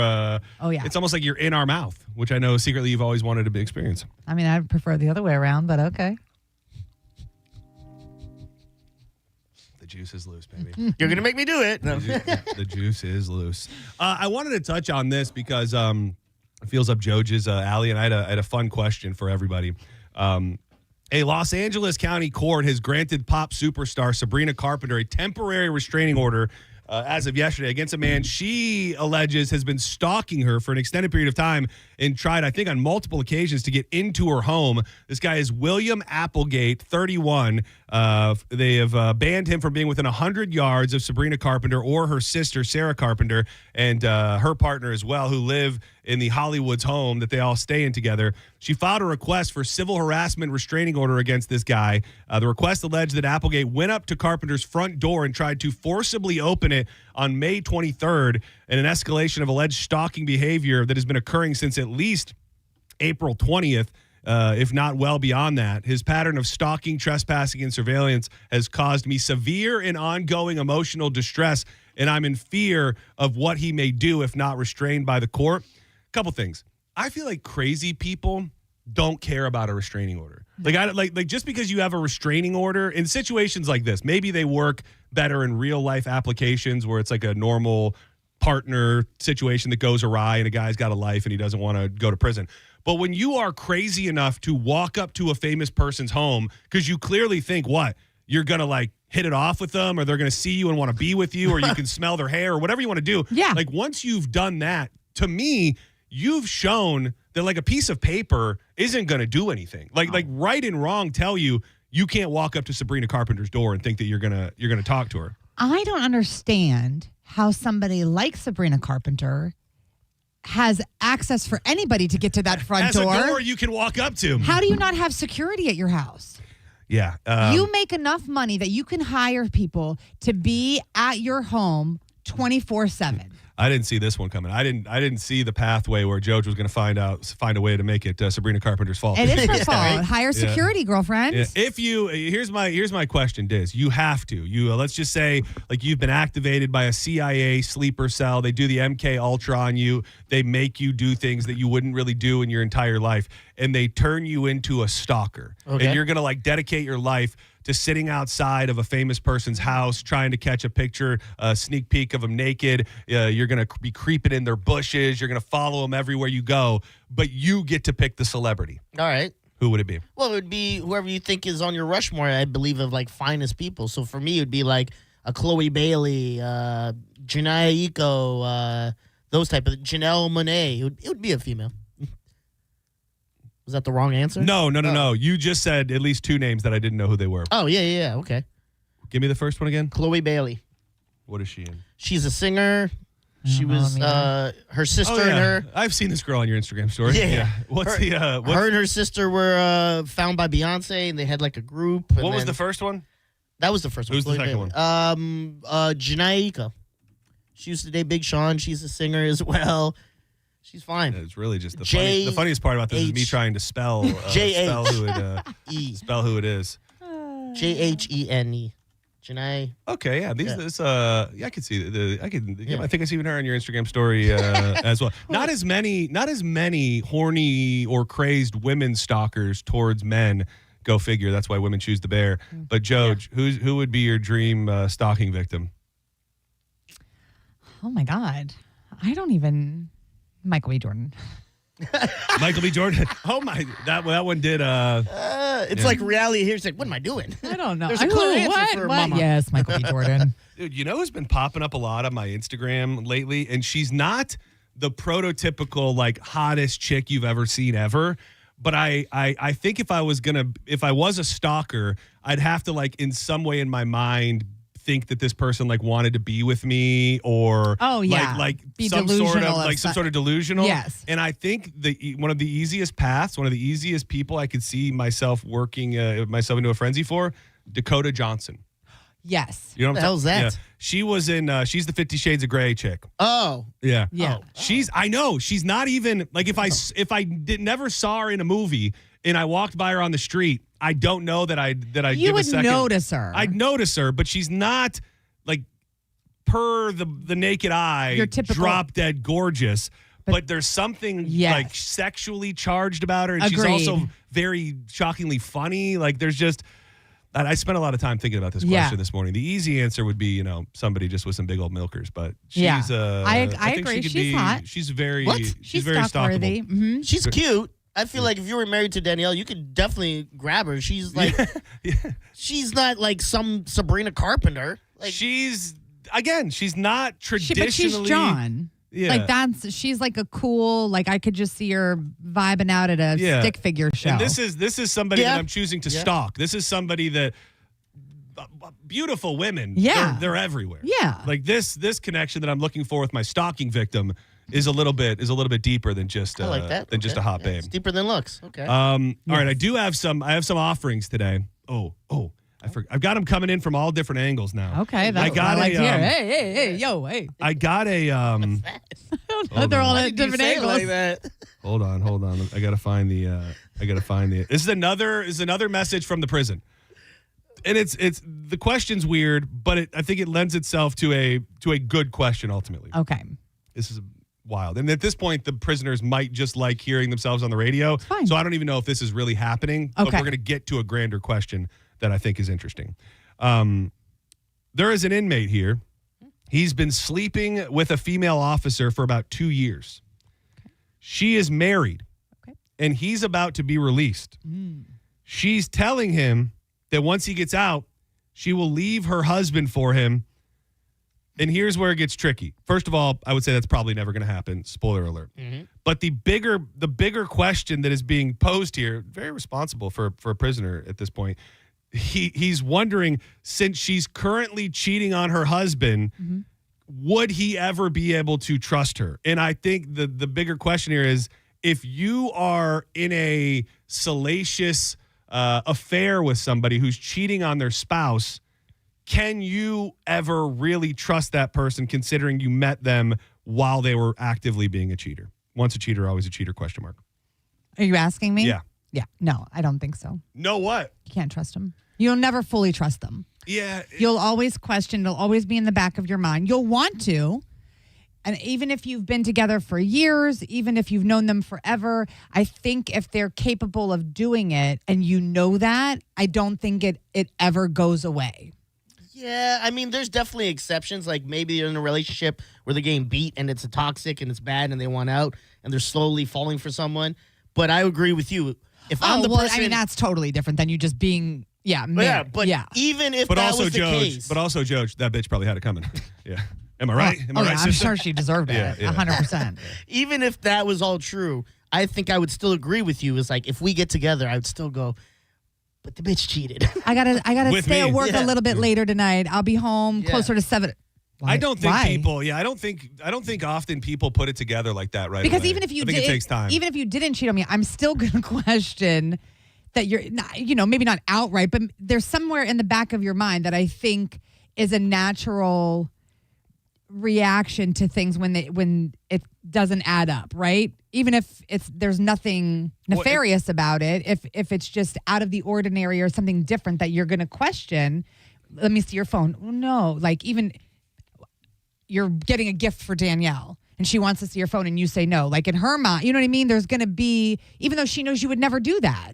But in that instance, if she asks you and you're just trying to maybe get her a present or you're talking to her mom about something, you know what I mean? Like, I just think that there's different things. Where it can rear its head a little bit. Yes, that regardless. lack of trust. If you actually have proof of somebody doing it, I don't think you ever fully get over it. And I will say, I knew people throughout my life and when I was younger that I would call like cheaters, and they ended up kind of finding their way. But there is definitely a larger group of men, and I've got a handful of them that I go back with from high school and that I worked with in restaurants and stuff. I think there is a type of person, they will be a cheater. They will never be truly happy. And even if you can get with somebody and it lasts 2 years, 3 years, whatever, I think eventually there's just that little voice in the back of their head that like wants more. It's either like a narcissistic thing where they want to be out there seeing like, can I still pull this chick? Yeah. Or they wonder like, is there something better? They always want to see what's behind door number 2. Yep. And I've met people like that throughout my life. And I think a lot of times it is like a personality trait. Some people just go through stuff and they come out the other side different. But a lot, I think it's something that's kind of ingrained in a person that once they've done that and they've done it a bunch, they're always looking for whatever comes next. Have you been cheated on? Not like proper. No. Yeah. No, not exactly. I saw my sister. Well, I didn't see, but I remember my sister getting cheated on and how it broke her. Yeah. And then I remember getting cheated Yeah. on. And that whole time, like leading up from my sister to even mine, I always, in my head, go, well, if I don't like this person enough to go do something with them, I'm just going to leave them. I'm not going to go cheat. I went on that whole vacation with my friend. I never did anything with her because in my mind, if I'm with you, I'm with you. It's dumb to drag you along while I'm just going out there and having fun. That's insane to me. I don't know how people do it. Yeah, it is. I one time in high school stepped out, if you will, with my high school girlfriend. yeah. And I remember the feeling being so sickening. So we went on spring break to Panama. We lived in Michigan, but we went on vacation to spring break with me and all my buddies to Panama City. Now, I will say I had been with this girl for like 3 or 4 years at this point, and this isn't an excuse, but we were wrapping it up. Like, I think we were both in that place where neither of us had the balls to just end it. Okay. And make yourself feel better. No, it's not. Trust me, it did not make me feel better. It didn't make me feel better then, and I don't feel better about it now. I think about it still more than I'd like to. And it was like the first night. It was like the first night on spring break, and we check into the hotel. There was like this room next to us with all of these, of course, young girls. Why didn't she go on spring break with you? She was cheating. I don't know. Yeah, hopefully. Who knows? Yeah, no, it was like we went to different schools, and it was like a bros trip. And then I remember like we had done whatever during the day and met these girls, and I was showering before we went to go out, and this girl just like walked up in the bathroom. And at that point, I had never had like a forceful woman in my life. Yeah, a little aggressive and yeah, stuff. and I just remember being like, damn, like this is happening. And when I got back home, I just remember feeling physically. Did you tell her? Oh yeah, I told her. Like, and what did she almost say? Immediately. That was the end. That was Would the she end. yell We and had scream already, and cry, or was you she know like? what? We was had she already. calm? It's actually. And cheating is cheating, so maybe I'm just a piece of trash in this situation. Remember the story I told you about the at the nightclub where I was holding the chicken on my head? Oh, yeah. Same girl, and this was probably like 6 months later. So it was the same girl that kissed you then? Yeah. The black girl? No. The same girl who I was with at the time. Oh, yeah. So I was already going through a phase of making bad decisions. John got a taste of chocolate that night. He loved it. Yeah, I did. So yeah, and I So think wait, that was she calm when she like, okay, well, we're done, or was she like hysterical? Yeah, that's a was good she? question. I need to know how she reacted to Was she you. over it already? Where it's like not a big deal. I will say it wasn't as traumatic as you would think, because She was also doing it. I always think of that. She was. I'm telling you, she was also doing it. She probably was. Yeah, so you shouldn't feel so bad. Yeah. Wait, what? I'm just saying she was doing it too. If she was really upset, she would have been. If she wasn't doing it and like ready to go her own separate way, then she would have been more upset. I will give you the second part of that. I don't think that immediately means she was doing something, but she was probably ready, checked out. She's like, good, now it's all right, on to the next one. Yeah. That one probably makes sense. She could be right. It was one of those things where we lived so far apart, and like we just entered this phase where like neither of us were making an effort to go see each other. We would go weeks on end. Like it really just was, I think neither of us had the balls to break up with each other. So by the time it did end, very, very possible there was another dude. Who the hell knows what was especially if you're going to different schools, you don't really know. Yeah. And then it's crazy to me. So we stayed in touch like up until I left Michigan. We weren't together anymore. Dude, I'm telling you, it was like my first week in Michigan. I get a phone call from her. And at this point, it's probably like a year and a half, 2 years maybe since we've broken up. But we stayed in contact and probably intermingled a couple being times. in Florida? Yeah, I made it to Florida. And I'll never forget, she called me and she got pregnant. Like right after I left. Shoot that club up. up. And I saw her posting about it. The kid is now 19 years old. Oh my God. And I'm like, damn, that is wild. Could you imagine if you had a 19-year-old right now? I could. You would suck. That's what's crazy. If I had it's so crazy to think if I would have had a kid when I was young and dumb, I'd be like sending them off to college. I'd be like, empty nester here. Finally raised my baby boy, which is insane to think about. Barely in my mid-30s. Thank God the guy she had a baby with is clearly Mexican, because that kid looks nothing like me. I mean, at the time I was like, oh no, like I'm like doing math in my head. Like, is this possible? I feel like if you had a little more tan to you, maybe you could pass. Yeah, no, this wouldn't pass. Have you ever had a scare like that where a girl was pregnant? Only, nothing ever serious. Like there's been moments where it's like, oh God, what are we going to do? Oh my God, the first time I barely had sex, I don't even think that it went in, but I was like so freaked out and for sure thought I was pregnant from it. So I went home and I told my mom. Oh, you did? Yeah. That you had sex and you thought you were pregnant? Yeah, I'm like, I'm certain I'm pregnant. And she just like looks at me. Now, my mom was always so good with like her poker face, and I hope to be able to be that way one day because she never like freaked out in front of me. Now, what she did, MFing me behind closed doors because I think she always wanted me to feel comfortable coming and talking to her. Yeah. But I told her what happened, and she just looked at me and just started laughing. Like, okay, you didn't really have sex. Was like, he raw dogging? I don't even remember. I don't even think he put it in. Like, I think it just got close to me, and I like panicked because that's what I did. Yeah. Look at me now. Look at you. we all have our journeys. All right, let's step aside so we can hit all of this stuff that I want to try and hit before we move on to the joints here in a little bit. So I've got two more offerings here. One of them is, I think, the thing that could be JoJo's line when it comes to kinks and things that she is going to be okay with in the bedroom.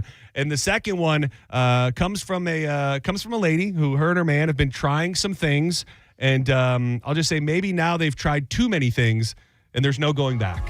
We'll do all that and a bunch more with Judge Juicy coming up next on more Senning Show. Make sure you follow her on social media at Joanne Petrella. Don't go anywhere.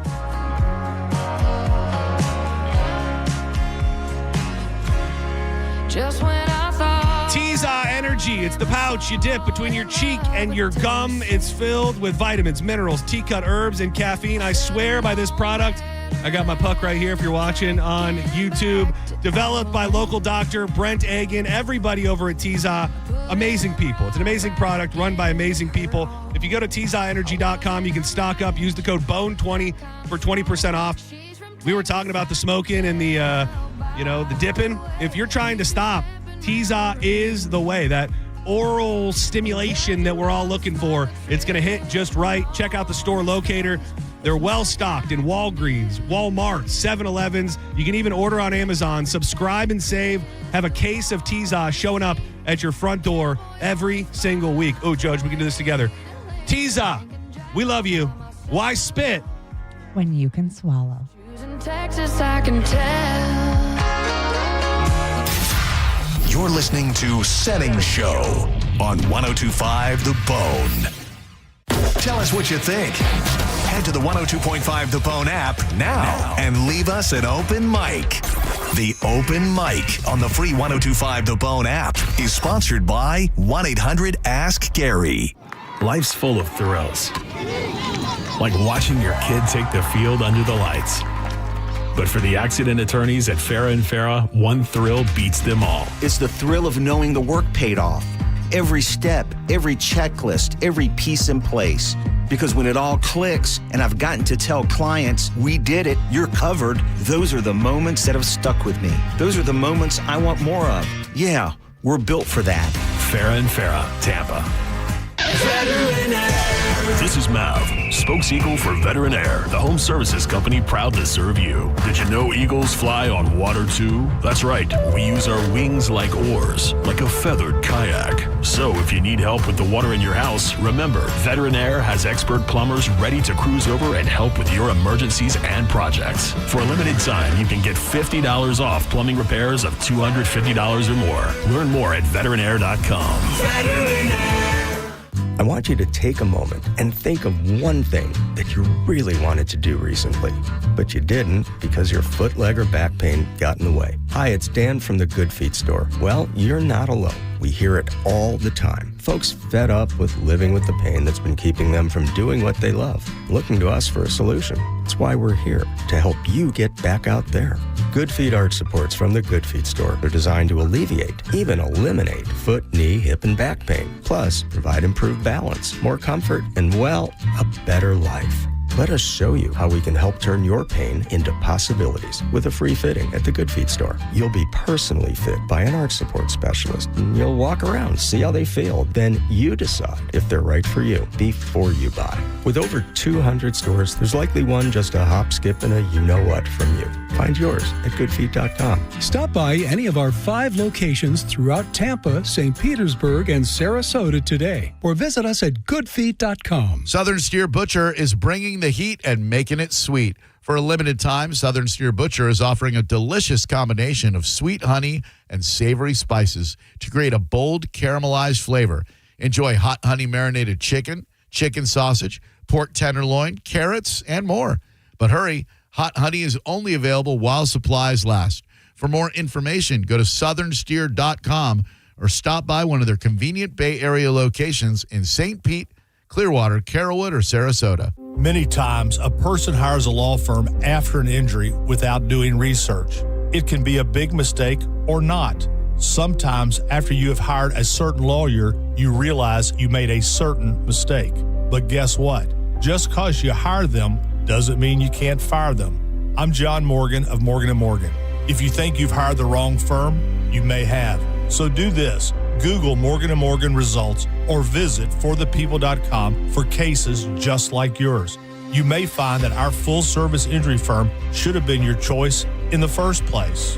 Last year, almost 12,000 people discharged their law firm and hired us after further research. We became America's largest injury firm for a reason. Visit forthepeople.com today and let's get started. Or call Pound Law on your cell phone. Morgan & Morgan, for the people. Injured? Dial Pound Law. Offices Tampa, St. Petersburg. When you're hiring, have you ever felt like you're missing out on meeting truly great candidates for your roles? It seems impossible to find them, but they have to be out there somewhere, right? Well, they're not hard to find when you know where to go, and that place is ZipRecruiter. And right now, you can try ZipRecruiter for free at ZipRecruiter.com/radio. ZipRecruiter helps 10 million people with their job search every day. And because these people are actively looking for jobs just like yours, it's easy to find the right person right away. In fact, 4 out of 5 employers who post on ZipRecruiter get a quality candidate within the first day. But if you're not using ZipRecruiter, you're missing out. So see what it's like when the impossible is easy. When you go to ZipRecruiter.com/radio right now to try ZipRecruiter for free. Once again, that's ZipRecruiter.com/radio. ZipRecruiter.com/radio. Never miss out on great candidates with ZipRecruiter. From the FIFA World Cup to competitive business environments, grand ambitions lead to game-changing achievements. At Bank of America, we're there to support businesses at every step, providing insights and expertise to help you gain an edge. He shoots, he scores! What would you like the power to do? Explore winning business solutions at BofA.com/gamechangers. Bank of America, official bank of the FIFA World Cup 2026. Power your drive with Mobil 1 motor oil. Buy 5 quarts, get $15 back, and score a fast and furious prize after rebate at O'Reilly Auto Parts. O'Reilly Auto Parts. Support comes from Amazon Business. Free your team from time-consuming procurement tasks. Discover smart business buying where unmatched selection meets AI-driven tools to simplify complex processes so you can focus on what matters most. Learn more at AmazonBusiness.com. This June, we are rolling together to Janice Live. This is not your typical tour. Moon Taxi will kick the night off, followed by Donovan Frankenreiter and G-Love, backed by Moon Taxi. This show is going to feel like one big backyard hang. So come on out June 5th to Janice Live to see the Rolling Together Review Tour. Get your tickets now. Injured? It's your case. Own it. Call Farah and Farah. Tampa.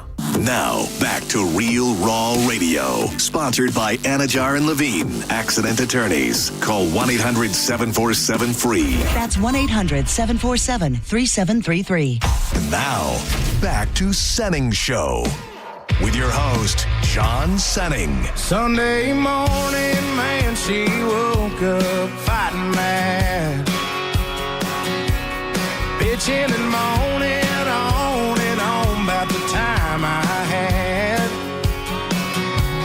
And by Tuesday, you could say that girl was good as gone. Welcome back to Senning Show.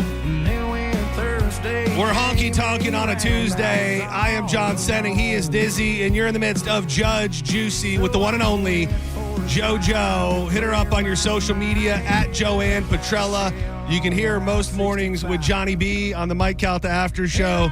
Beloved figure in clearly what is a lingerie, nighty, sexually charged top this afternoon, if I may say so myself. Am I off base?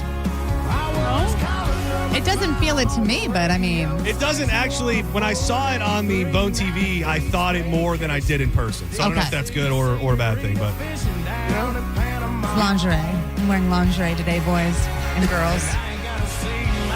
Treat for the chat. Thank you to everybody watching on Bone TV.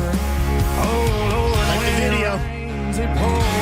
All right, let me run through some stuff. Here. This wasn't, I believe this came through on Facebook message over the weekend. Judge Juicy, me and my husband have been together forever. And for at least about 5 years, we've been having threesomes. Sometimes it's another woman, sometimes it's another guy. It started out as just a wild thing to try, but now it's become our norm. The problem is, sex with just the two of us ain't really doing much anymore. I still love the man to death. We have a great marriage. We laugh together, and we ain't. She likes that word. We ain't looking to split up or nothing. This has got to be Polk County. But when it's just me and him in the bedroom, it feels like we're missing something. I hate admitting that out loud. Have we screwed ourselves up? Is there a way to get back to where we actually get excited about just each other again? Or once you go down this road, is it pretty much impossible to put the toothpaste back in the tube? I like that phrase. Love y'all. Listen every day, even with a fun sign-off. Signed, wondering if we broke our bedroom in Bradenton. Oh, Bradenton. Bradenton, Kentucky, baby. Bradenton, Kentucky's best down there. If I may, real quick, draw a parallel to something Diz said yesterday. We were talking about the boner bears and the boner pills and stuff like that. Yeah. And you said something where you said, my only thought is if you take something like that, you're going to need it or you're going to depend on it. Yeah, become dependent. I think there's a crazy kind of connection between the bedroom and a boner pill and constantly bringing people in. Where if that becomes your norm and it's two women, two dudes, whatever it is, I can see how that would be a similar situation. I think anything. It made me think of like Diddy and. You're constantly searching and trying to achieve a new or like chasing that high. So you do more and more to try to achieve that same kind of feeling that you get from how you felt when you were first bringing somebody into the bedroom. My question is if it works for you and your husband, then why stop bringing people into the bedroom? I guess that's probably the easiest answer. I mean, if it's working, I mean, you'd like to think in a perfect world you can go back to just enjoying each other. But if it's the only way or what's working for everybody, then maybe you've got to lean on. I think the other option would be like a cold turkey quit, like almost do a dong detox, if you will, and maybe introduce something else, role playing for the two of you, or different toys for the two of you, or the thing that Carmen wears with the 3D the 3D thing, because that's how they add a third. Yeah, but once you've had watching a third, once you've had a real third though, are the VR goggles going to be? Were they going to hang? That's a good point. Yeah. So maybe I don't know. I just maybe you try and introduce something else with just the two of you to kind of keep it spicy and exciting and new and fresh. As crazy as it is, if you had to pick, and everybody's an individual, so I don't think you can answer this question 100% either way, but so they're welcoming in guys and they're welcoming girls. Mm-hmm. When it comes to which is harder to replace when it's just the two of you, it's probably the woman. Like as far as reaching those levels of satisfaction. Like if you're getting the double stuff, then obviously it's going to be tougher to achieve that feeling with only one man. If you're a dude, like you may be getting this over here and you're doing this over here, but it's less of the actual specific sexual act that is changing compared to a woman who, if you've got two dudes like going at you simultaneously and then you take away one, you're like, what's this? This is Bush League. This doesn't do the trick anymore. A toy. A toy. Yeah. A toy might work. Yeah. You can get a nice. Yeah. Am I allowed to say dildo? Yeah, you just a toy. Sorry. Okay. You mentioned Diddy, and it made me realize that, like, within the past couple days, and I'll go to who I feel like is our professional for a puff date. What was the leak that came out? Oh, it was like a sex tape with him and 50 Cent's baby mama. Yeah. And then a third, which I imagine is an escort or maybe someone that they know. And she was performing fellatio, and I think Diddy is walking around. I'm watching it right. I'm watching it right now, but I didn't. It feels like it would have been bigger news. It's the first. Is it the first official sex tape of Diddy? Like I know there's been tapes and stuff, but I feel like this is the first, through all of the white parties and the baby oil extravaganzas, I feel like this is the first video we've seen of him actually banging a lady. But he's not doing anything. I thought it was the third just guy, he's just in the background walking around, pacing. Okay. I'm starting to understand what I'm looking at here now. Oh yeah, that guy's not. The other guy is okay. All right. Yeah, oh yeah, he's over there like coaching him up. He's But that's what I'm saying. You see, like when people get so like he's done so many different like what is going to keep it exciting and make him feel in power and control. Like so he's just doing all of these crazy things with people and what I just. Well, I think you could just probably chasing that high. Probably make an argument that more people are like further down that road to start than ever before just because of porno. Like there are so many things like by the time somebody is ready to have sex or who knows when people get into their freakiest phase of porn, but you've seen it all. Like you've witnessed everything that first of all, you have unrealistic expectations of what's actually going to be able to happen in the bedroom. And secondly, you just keep pushing the limits of what's right, what's wrong, what it takes to turn you on, and then by the time you get a real person, you're broken already. I guess it depends on what you like. Yeah, it is, and it's funny you should say that because we're about to find out what you like and what you don't like. So this was pulled not from a direct email. This was pulled from a website, but it couldn't be any more perfect for what we're doing here. And I'll replace it with your name. Oh, great. Dear Judge Juicy, I was in a long-term relationship until last year and only recently started casually dating again. I put some sort of advisory here. I feel like that you should have already known that this is not child-friendly, but we're taking it one step further. Let's go. But after seeing a few different men, I have noticed a concerning habit they all seem to have in the bedroom. Every single one of them, which is crazy, has tried to spit on me or spit in my mouth, which has totally repulsed me. One guy didn't even ask before he did it. I don't want to yuck anyone's yum. Am I missing something there? Does that mean something? Or is that just a fun thing she says? Yeah. Yucks? Like you would never say that that's gross if that turns somebody else on. It's kink shame. Yeah, Never kink shame. Kink shame, Okay, there we go. Thank you for deciphering. I don't want to yuck anyone's yum. He's a prude boy. But I thought she was like using words to mean other words. Oh, okay. You know what I'm saying? Like she wanted to say suck anyone's bum, but instead she said yuck anyone's yum. No. But I am so disgusted. Think of the germs. Is this a new thing everyone's doing now? And if so, I'm not into it. But also, I don't want to hurt their feelings. Anytime I voiced concern about something I don't like, the guy seems to shut down and become self-conscious or embarrassed. I'll start with a straightforward, simple answer, Joj. You letting him spit in your mouth? Well, I mean, not on the first time that would do it. That's a yes. If I don't know you, I mean, listen, your mouth is on all parts of all things. I mean, then you're going to be grossed out when they want to spit in your mouth. If you think of all the grossness in this, so you don't make out with someone because you're just trading saliva the whole time in a makeout. And other fluids. Yeah, so it's like, that's insane. So I feel like you immediately walked back. You started by saying not on the first date, and then you talked yourself into it immediately. Is that safe to say? She realized how crazy she is. It's the Michael B. Jordan thing. She goes, honestly, I know the answer. I just think that I don't know why I don't want to hurt his feelings. Why? If you're uncomfortable with that, if that's not something that you want, you should absolutely speak up and say. This is earth-changing opinion from Joj. What do you mean? I don't know. Just. I'm saying if she doesn't like, I'm not saying I wouldn't, but I'm just, if you don't, why are you worried about hurting somebody's feelings? Just tell them, like, what are you doing?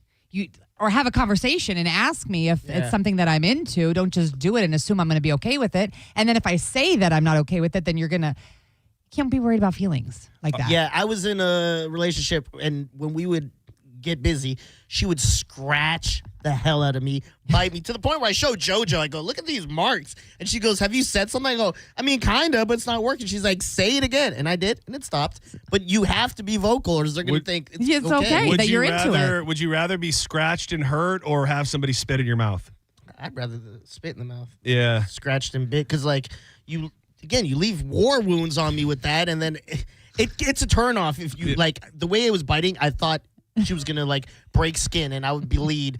and it ruins the moment. You're laughing because you remember that. Shut up. Shut up. Like, that's so funny. He's like, well, I mean, I haven't like told her in so many words. I'm like, okay, well, maybe tell her in so many words, and then she won't do it anymore. I looked like a battered wife when I showed her because I came with. It was when it was like cold. It was winter. I pulled my sleeves up and she goes, "Oh my god!" Like, I don't know how you think that. And then she blamed you for it. She's like, "Well, you're not speaking up, so it's your fault." It you was little your bitch. fault. You got to tell. No means no. Yeah, sometimes, but also it means no. I'm looking through a thing about the psychology of the spit kink. Now, some people find saliva just sexy in general, but for many, it is the demeaning element of it that of people where people like to be spat upon, and obviously there's a power element, like when you're spitting on somebody. Yes. Like you're you know what you're saying when you Who spit on doesn't like somebody. a little haktua, you know? Yeah, a little. Well, that is not to me. That is not fall under In the s- mouth for sure, but it's Yeah. still you're getting spit on. Yeah, that's I'm a fan. different. Yeah, You're a fan of what? Sorry. that's fine. I mean, I don't know. I mean, I just don't know that I would want somebody to just straight up spat on me in my mouth. Would like, it be- I just think that if you're in the moment of things and like. So take us through how you believe your reaction is here. You meet a guy, you've known him for a couple months, maybe a month, who knows. You don't know much about him, but you guys are in the act of making love for the first time. You know, he's got you. It's been a couple months. He's above you. Well, maybe we should lessen that. It's been a week. And he's got you. You're in the prone position, and you guys are like face to face. Okay. And he backs up, and he just spits, not in your mouth. He just like hawks a loogie right on your face. I mean, he's lucky I don't bite that thing off. What's a loogie?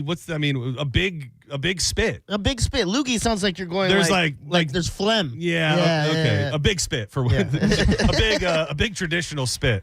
Is it done? Yeah. Yeah. That to me is disrespectful. That's not in the moment of like there's like a trail of something that follow. You know what I mean? Oh, dude, you know what just made me think of it? We were talking during the break about Euphoria. Yes. And all the people saying that the guy that created the show has a spit kink because he did that scene with the girls shoving the bags down their throat. Remember, there was like the big strings of spit everywhere. Like that to me, is fine because that's in the moment. You're not like purposefully, and purposefully. Sure. But if you wind up and you huck to it and on like. What if it I'd was be like what if it was like during a kiss? Excuse me? What if it was like you're like kind of kissing and as he's pulling away, it's like right in your mouth. Then I probably do it right back. Oh, there we go. That's hot. See, Yeah, that's how it all that's how it starts. Spit play. Spit play exists on a broad spectrum. On one end, there are open mouth makeouts many people already enjoy. Yes. Slobbery, drooly kissing is one of the many ways people engage in spit play. Often without thinking about it, as a kink even, especially when one is accompanied by eye contact. Beyond that, there are other ways to... Okay, this is probably getting to be too much. Okay. Yeah. I don't want you We've already kind of covered it in so many ways. Is when you hawk to in many different. Nothing wrong with that. Well, I got to say, it wasn't a no, but it wasn't a yes. So if we didn't find your line, we sure tiptoed around it a little bit here today. Great. That's all we can ask for. I'm okay with that, I think. Good. But, I can't just be out of nowhere and like the first time. Like, I feel like there should be a conversation like, There should be a like conversation. that. Like, even if you were bringing up this story and like reading it and sharing it with somebody to like get their reaction and see what they would say and then be like, then that opens up the door for a conversation. Yeah, it is interesting. Like if you're a guy and that's like a deal breaker in the bedroom for you, like you have to spit on this lady. Like if she says no, you're not interested. Like when do you bring that up? Because it's like the first date is probably not the right time, but also do you really want to waste your time if she's not going to let you spit on her? Right. Yeah, let's set some ground rules here. I'm gonna need to spit on that. Yeah. If not, you can spit on that. Yeah. You got to say something pretty quick. Hit her up on social media at Joanne Petrella, Judge Juicy. We love you. Thank you for spending time with us. A pleasure as always, boys. We learned a lot today. Do not go anywhere. We come back. We've got John's Joints to jump into. Tons of crazy stuff. I want to revisit the Black Crowes story, which we touched on very quickly at the beginning of the show yesterday, not knowing that it would be a national news story covered by TMZ and everybody in between by now. And also, The garbage man who ran somebody over in St. Pete. Some new details about how that went down and the astonishing amount of people that believe the garbage man should be walking free and all charges should be dropped. We'll do that and a bunch more. Coming up next in John's Joints, we'll be joined by Drew Garabo. Keep it locked right here to 102.5 The Bone. That I get in my sleep. All the memories in my mind. What if I told you that somebody would pay you $100 just to find out if you could lower your electric bill? Seriously, this is not a raffle. This is not a gift card drawing. A real $100. In this day and age, who couldn't use $100? And that is exactly what Flow Energy Solar is doing for Bone listeners right now. If you own a home and you're tired of watching your electric bill go up and up and up, and spoiler alert, that's going to do that for the rest of the time, Flow Energy will sit down with you, review your power usage, and show you whether solar makes sense for you and your home. If it saves you money, great. They'll show you the path. If it doesn't, they'll tell you, and they're not going to try and sell you anything. No pressure, no gimmicks. I've got a chance to sit down with these guys repeatedly over the past couple weeks. They are for Tampa, from Tampa, and just for completing the consultation, you're going to get $100 on the spot. Go buy yourself dinner, get some groceries, fill up the gas tank, whatever you want to do. All you got to do is book your appointment today. It's flowenergy.solar. That is FLO energy.solar. Let them know that you heard about them on The Bone. To get that $100, you've got to go with Flow. Boys don't rest and don't hang hats till they're home. You're listening to Senning Show on 102.5 The Bone. 102.5 The Bone presents the Florida Rock Symphony Summer Concert Series at Ruth Eckerd Hall. You want to rock? We've got your rock right here. And we're making it fancy with a symphony. Come see a live rock orchestra playing all the hits of Led Zeppelin. Moving through Kashmir. June 27th, Journey. July 17th. Both featuring American Idol finalist Constantine Maroulis, plus David Bowie. August 7th. You can see all 3 shows starting at only $99. Tickets are on sale now at rutheckerdhall.com. Bust out your best tuxedo t-shirt and get ready to rock. For more details, go to theboneonline.com. Hurt in a slip and fall? Take back control of your life. Call Anajar and Levine, accident attorneys at 1-800-747-FREE. If your heating or cooling system is on the fritz, call me, Bob from Badger Bob Services. We've got over 100 technicians on the road ready to help. From toilet and dishwasher issues, tripping breakers, and even washer and dryer repair, Badger Bob's does it all. Proudly serving Tampa and the Sun Coast. Go to BadgerBobs.com and give us a call. Badger Bobs. Funny name, but we're serious about service. It's who we are. BadgerBobs.com. License CSC 1-815-977, CFC 1428238, and EC 1309294. Is your financial advisor managing your risk or just a spreadsheet? Hi, I'm Jeff Jr., founder of Trajan Wealth. Many financial advisors rely on target date funds, which are one-size-fits-all portfolios that don't know your name, your family, or your goals. And that passive management can leave you dangerously exposed. At Trajan, we look at the whole picture, not just the stocks everyone else buys, but the private market opportunities most advisors ignore. And as fiduciaries, we build a strategy around you, coordinating your investments, tax strategy, and estate into one cohesive plan. Your financial life deserves more than just a generic portfolio. Real planning isn't a stack of statements. It's the confidence of knowing where your income will come from for the next 30 years. Good enough isn't good enough for your family. It's time for a change. Schedule your complimentary consultation today. Call 855-TRAJAN-1. That's 855-TRAJAN-1. Advisory services through Trajan Wealth, LLC, an SEC registered investment advisor. Private equity investments require accreditation. Other services through Trajan Estate and Trajan Tax. Additional disclosures at TrajanWealth.com. Hey, fellas. It's JoJo here, a.k.a. Judge Juicy. We need to talk about something serious for a second. Your penis. If you're suffering from erectile dysfunction or PE, so is your partner. Most importantly, you don't have to live with it because at Prestige Men's Medical Center, they restore men's sex lives. Even when Viagra and Cialis don't work, their painless breakthrough treatments eliminate ED and PE regardless of your age or your medical history.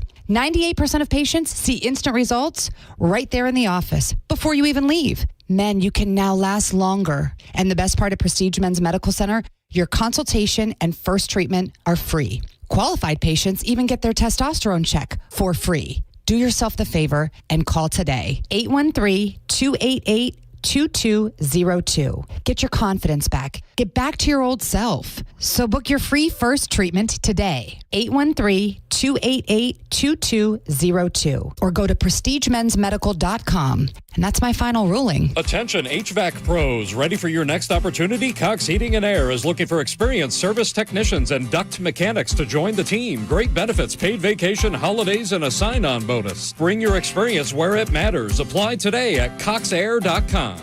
This is Greg Trzynski of the Original Mattress Factory. Would you ever consider paying for your new mattress 2 times? It sounds expensive, but that's exactly what happens when you buy from a mainstream mattress store. The manufacturer marks it up, sells it to the retailer, who marks it up again and sells it to you. Because the Original Mattress Factory sells factory direct, the mattress you buy is being sold for the first and only time, providing real value. Don't buy your mattress twice. Visit the Original Mattress Factory today. Did you know 87% of Tampa Bay homeowners plan to complete a home exterior renovation project in the next 2 years? CMG Tampa just completed a comprehensive custom research study on homeowner behaviors, preferences, and buying decisions for exterior home projects like windows, siding, painting, landscaping, gutters, and more. Want a free analysis of the results and what they could mean for your business? Email research@theboneonline.com today. This hour of Senning Show sponsored by Trajan Wealth. Retirement planning built on trust. 1025 The Bone. Real Raw Radio. WHPT, Sarasota, Tampa, St. Pete. Live from the WeatherTight Windows studio. And now, back to Senning Show. It's time for John's Choice with your host, John Senning.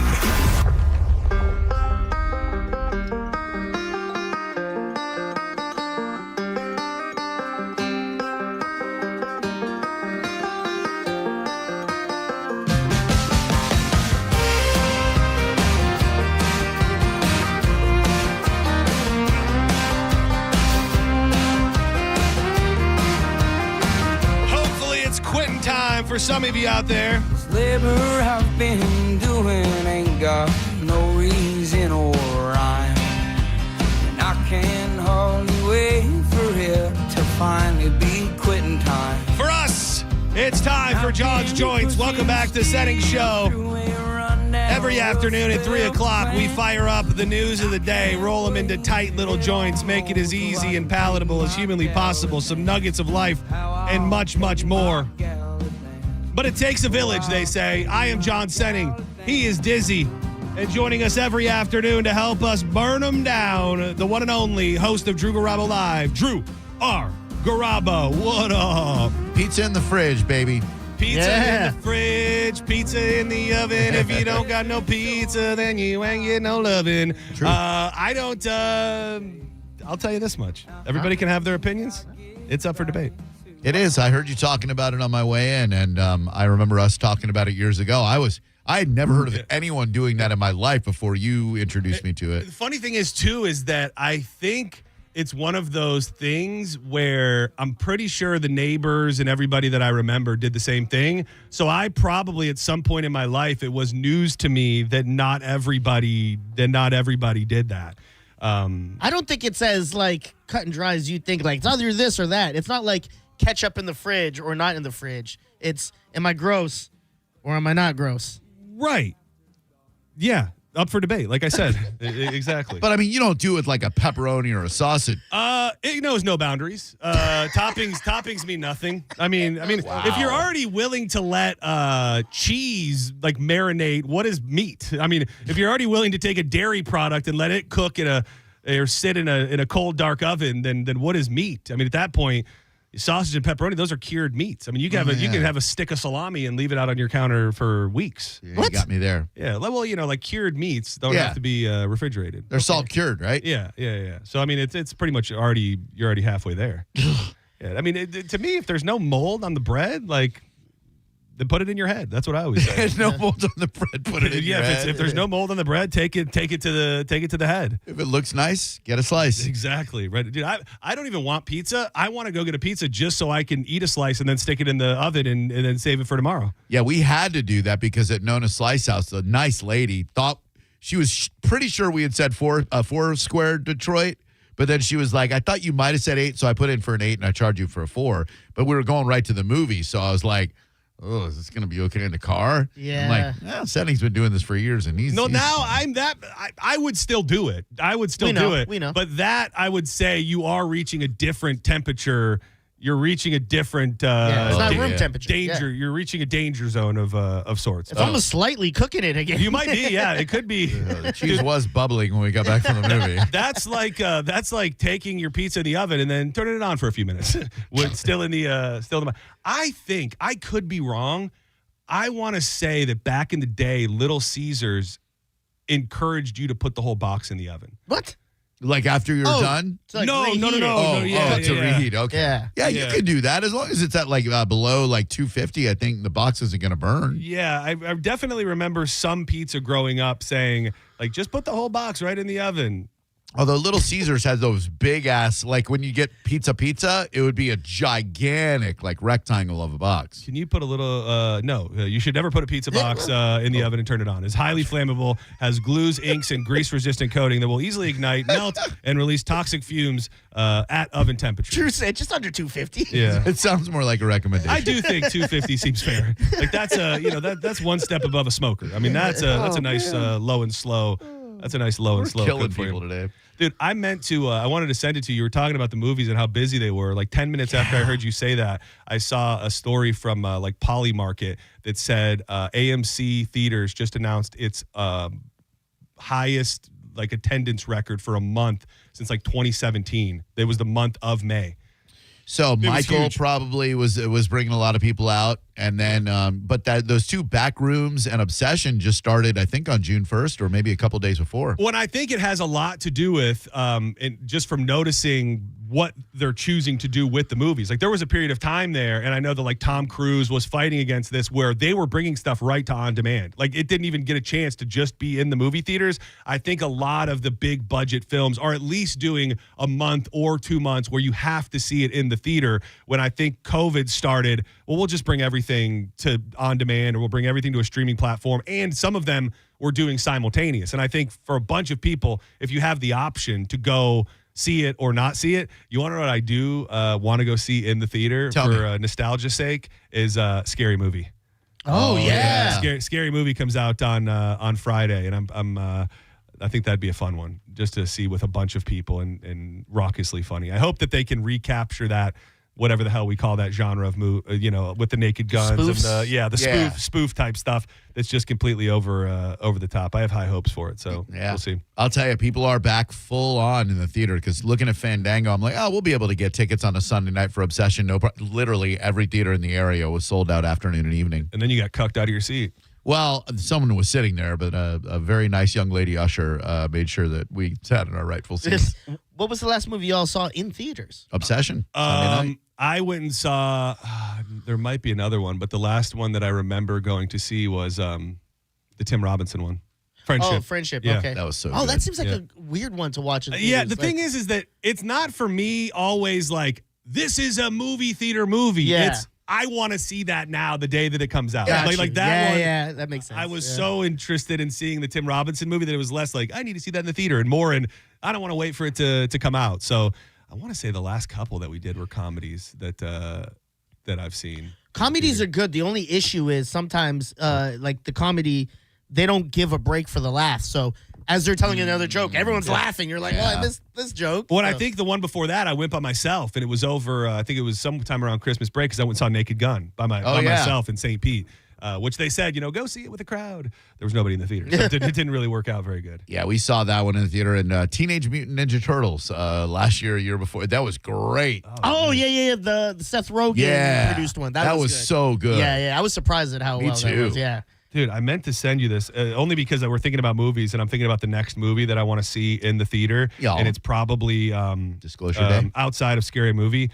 probably Street Fighter. Like the new Street Fighter looks badass. It looks fun. Dude, we got a Street Fighter arcade game for the house. I had to go pick it up last night. I'm gonna send you a picture of it right now. I forgot about it's that. really Full really cabinet and everything? No, so it's one of the sit down. Yeah, it's one of the sit down. Oh, dude.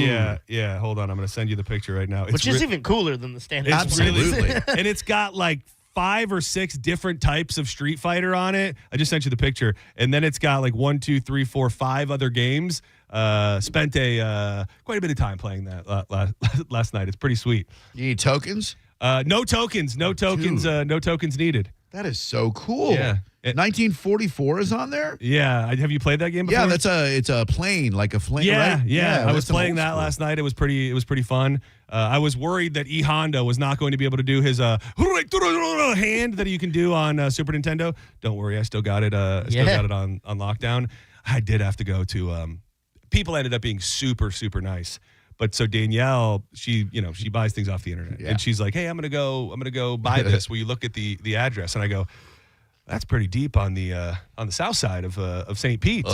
And then so what ended up happening was I went by myself, and then I went after I got out of here, and I'm like driving there last night, and I'm like, okay, what numbers are we talking street-wise? This might not be. It was like MLK South. Okay, so it was all the way. Not all the way to the beach, but it was a ways down there. It got bad before it got better. It got bad before it got better. Like there was an area where I was like, am I going to lose my life today? And then eventually the guy was freaking awesome. He was like the nicest guy. Cool. He was the nicest guy. How did he have it? He bought it for his barbershop years ago, and then he didn't like the way people were treating it inside the barbershop, so he took it out, and he was like, I thought I was going to bring it back one day, and I just never did. So we're gonna get rid of it. If you don't mind me asking, what neighborhood you like? A couple hundred? Yeah, less than that, but around that. Cool. We're getting into. We've always said we've wanted to do it, like the flipping, the American picking. So we're probably, in truth be told, if I may show my hands, we're probably going to play the hell out of it for a few months, and then when Street Fighter comes out in the theaters and everybody's freaking out about Street Fighter, we'll probably sell it for like way more than we got. So smart. And sign it. And like, John Senning signed it. Oh, that too. No, I'll sign it. E Honda. Yeah.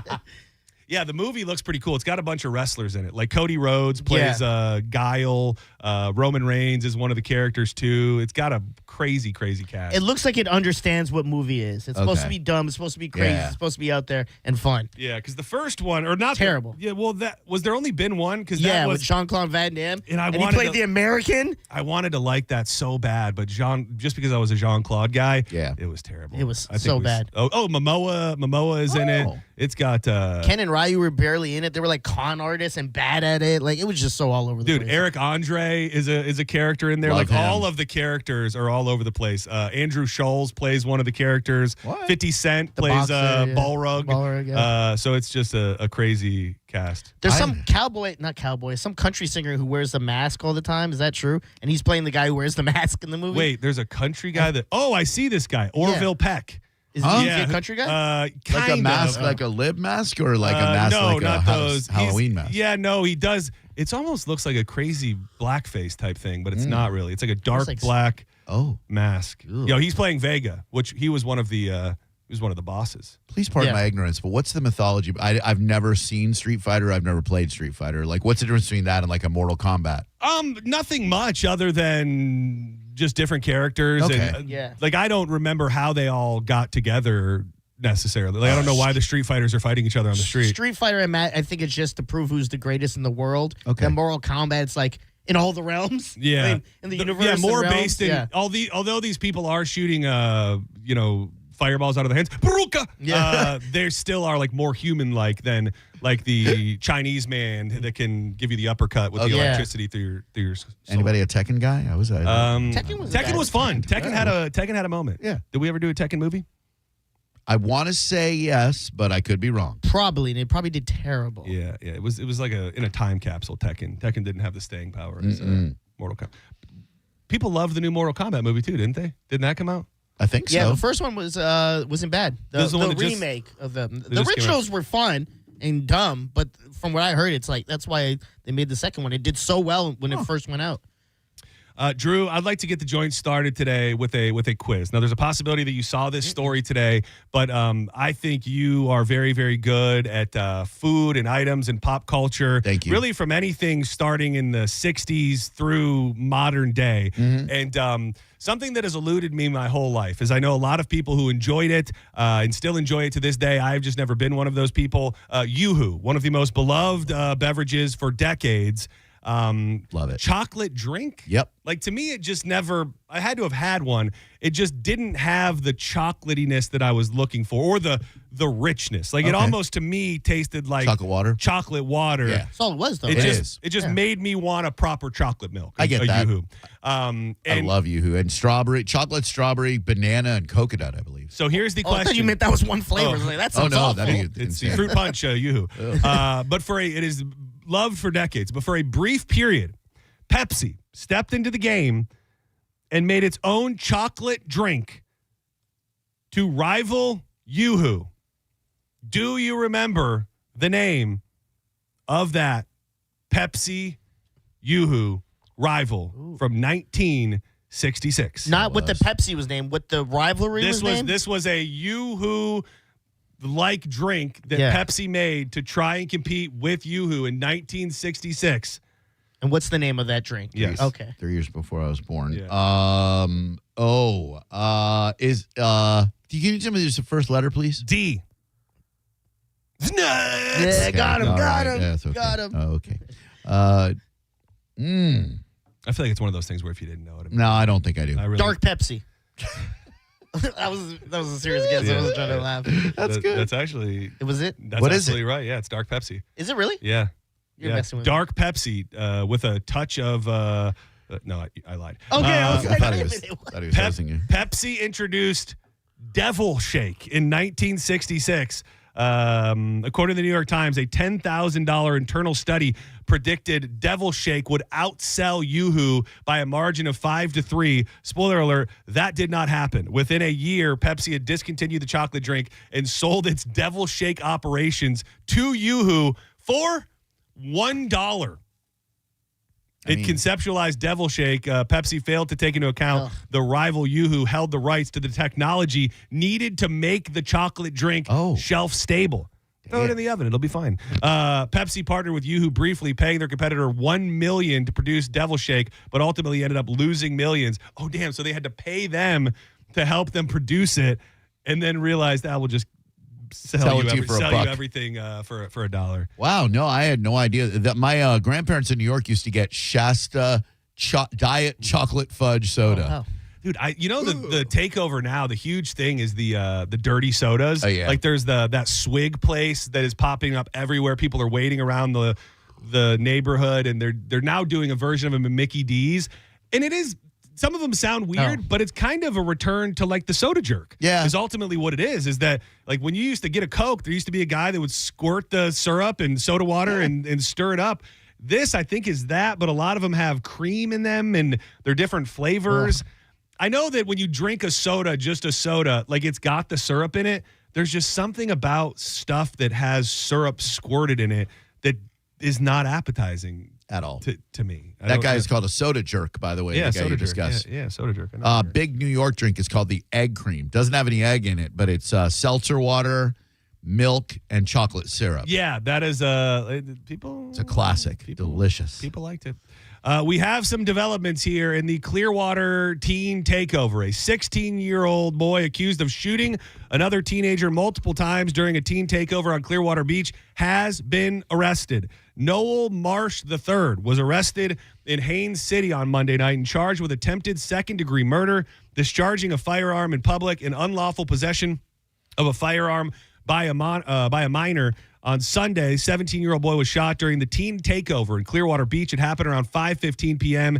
On Coronado Drive. The victim taken to Orlando Health Bayfront Hospital suffering from a non-life-threatening gunshot wound to his leg, his arm, and his chest. Always blows my mind when people can be shot that many times and shot in the chest and live. I know.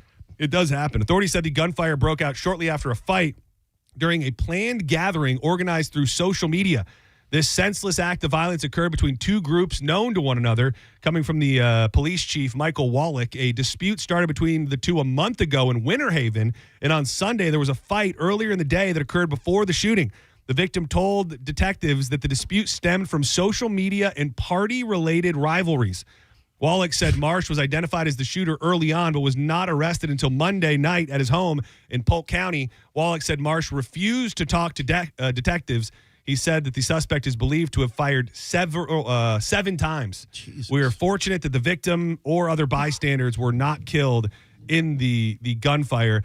I was wondering, because as of yesterday, they weren't naming like who planned this. Like to have this type of reach, like, is the other thing. Like, I mean, you can post a party on social media all day long. That doesn't mean you're going to get thousands of people to show up to it. So I would think, well, I'm just saying, like, not anybody can. Like, you got to have a little bit of power behind it. You got to have a platform. Yeah, so the Halloween event I went to, he throws them for kids or whatever before, but also he has kids of his own, so he threw a party for them. And they put it on social media, and within 10 minutes of when the party started, they had to shut it down because kids were driving from Orlando that, like, knew nothing of his kids. They just found out about it and pulled up, and it shut down immediately. What platform? Like Snapchat? No, I imagine it was on both. I imagine it was on Facebook, Everywhere, Snapchat, probably, IG, and it just picked up so much steam where there was just strange kids just showing up to the house. Oh, man. And people coming from everywhere here. According to Clearwater Police, many of the people involved in Sunday's events traveled from outside of the city, Polk County and other areas. And, you know, this is the second of its kind. This one went a little crazier. But back in May, 22 people arrested aged 12 to 21 after a teen takeover of Curtis Hickson Park. Police seized 2 guns and drugs there as well.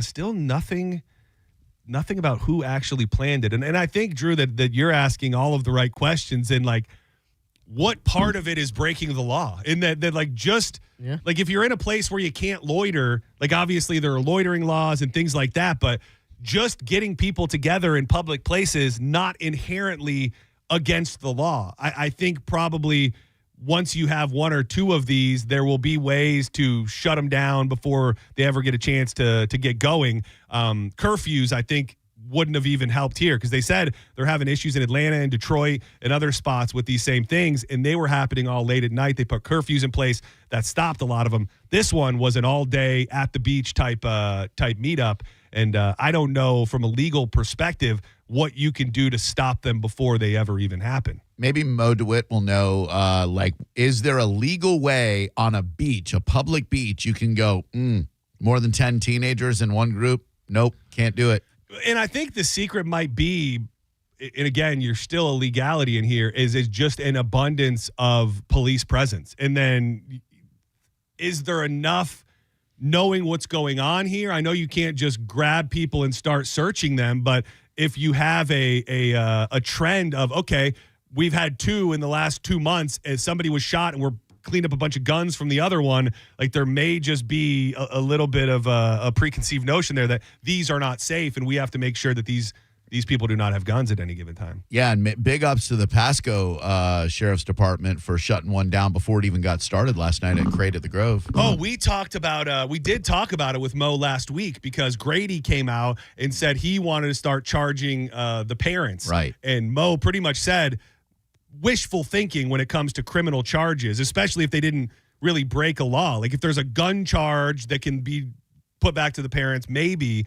But for the most part, like, you're not going to be able to just charge a parent because their kid was out at a certain time.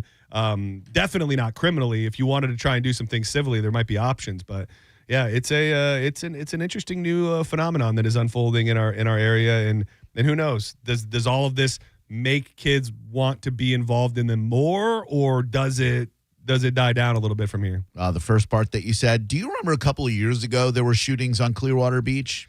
Like, yes. I think it was during spring break, maybe? Yeah. Yeah, I remember there was a run of shootings. There was one over at West Shore. There was one there. I remember there was like a run of shootings within a close proximity to each other. They were all young people shooting each other. And, you know, school's out, baby. School's out, baby. Let's party. You guys are way younger than I am. When you grew up, did you know friends that had their parents' guns? Not their parents. But they had their own guns? Yeah.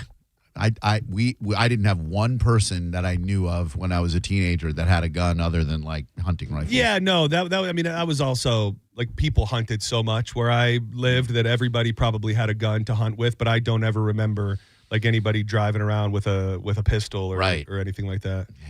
Yeah, it's different in your circle. My circle, I guess. Yeah. I definitely knew some scummy people. Like for the gang-related guys, like for and the stuff. streets. Yeah. Wow. Guys were about that life, Yeah. and I was like, glad they're on my side. Yeah. Well, I mean, there's obviously different walks of life here at play. With saying it as mildly as possible. Sure. But, I didn't see too many Drew Garabos popping out in the crowd at the takeover. Nor would you. We just put it to you like that.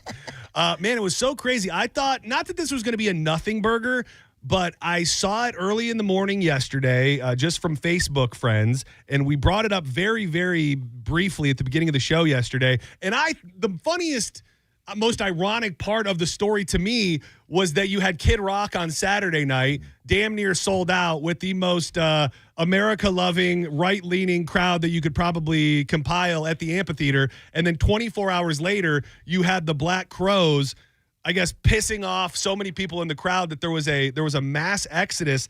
And within that time frame, from yesterday morning to today, New York Post, TMZ, Daily Mail, everywhere in between is highlighting the fact that Chris Robinson from the Black Crowes got into it with fans at the Black Crowes concert, beefing with folks who started chanting USA. The band was performing Sunday in Tampa as part of the Southern Hospitality Tour when a visual thrown on the screen reportedly showed the band's Black Crow character dressed as Uncle Sam.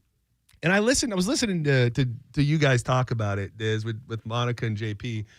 And I do almost feel like, and if you disagree, I'd like to hear it, like by putting up a figure in the American flag, you are not that far off from a USA chant. Correct. Like when you put the stars and stripes up there, you are doing something and putting America on some sort of pedestal that I don't think it feels like a reach to say that the vocal equivalent of that would be for people to break out in a USA chant. Yeah, and I think the reason people got so pissed off is because they might not know Chris Robinson and his politics, and you think Black Crowes, Southern rock band, of course they're going to lean a little bit right, you know? Yeah. Why would they be put off by a USA chant when Chris Robinson, he's never met a fight he didn't like?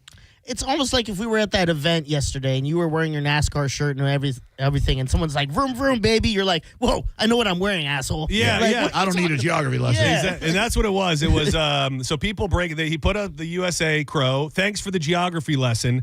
They keep chanting. I don't know what you have to be so proud of right now. People got so pissed at Chris, they started booing and leaving. TMZ has a video up of, I'd love to know when, have we heard specifically when in the set it was? Yes, I think it was second.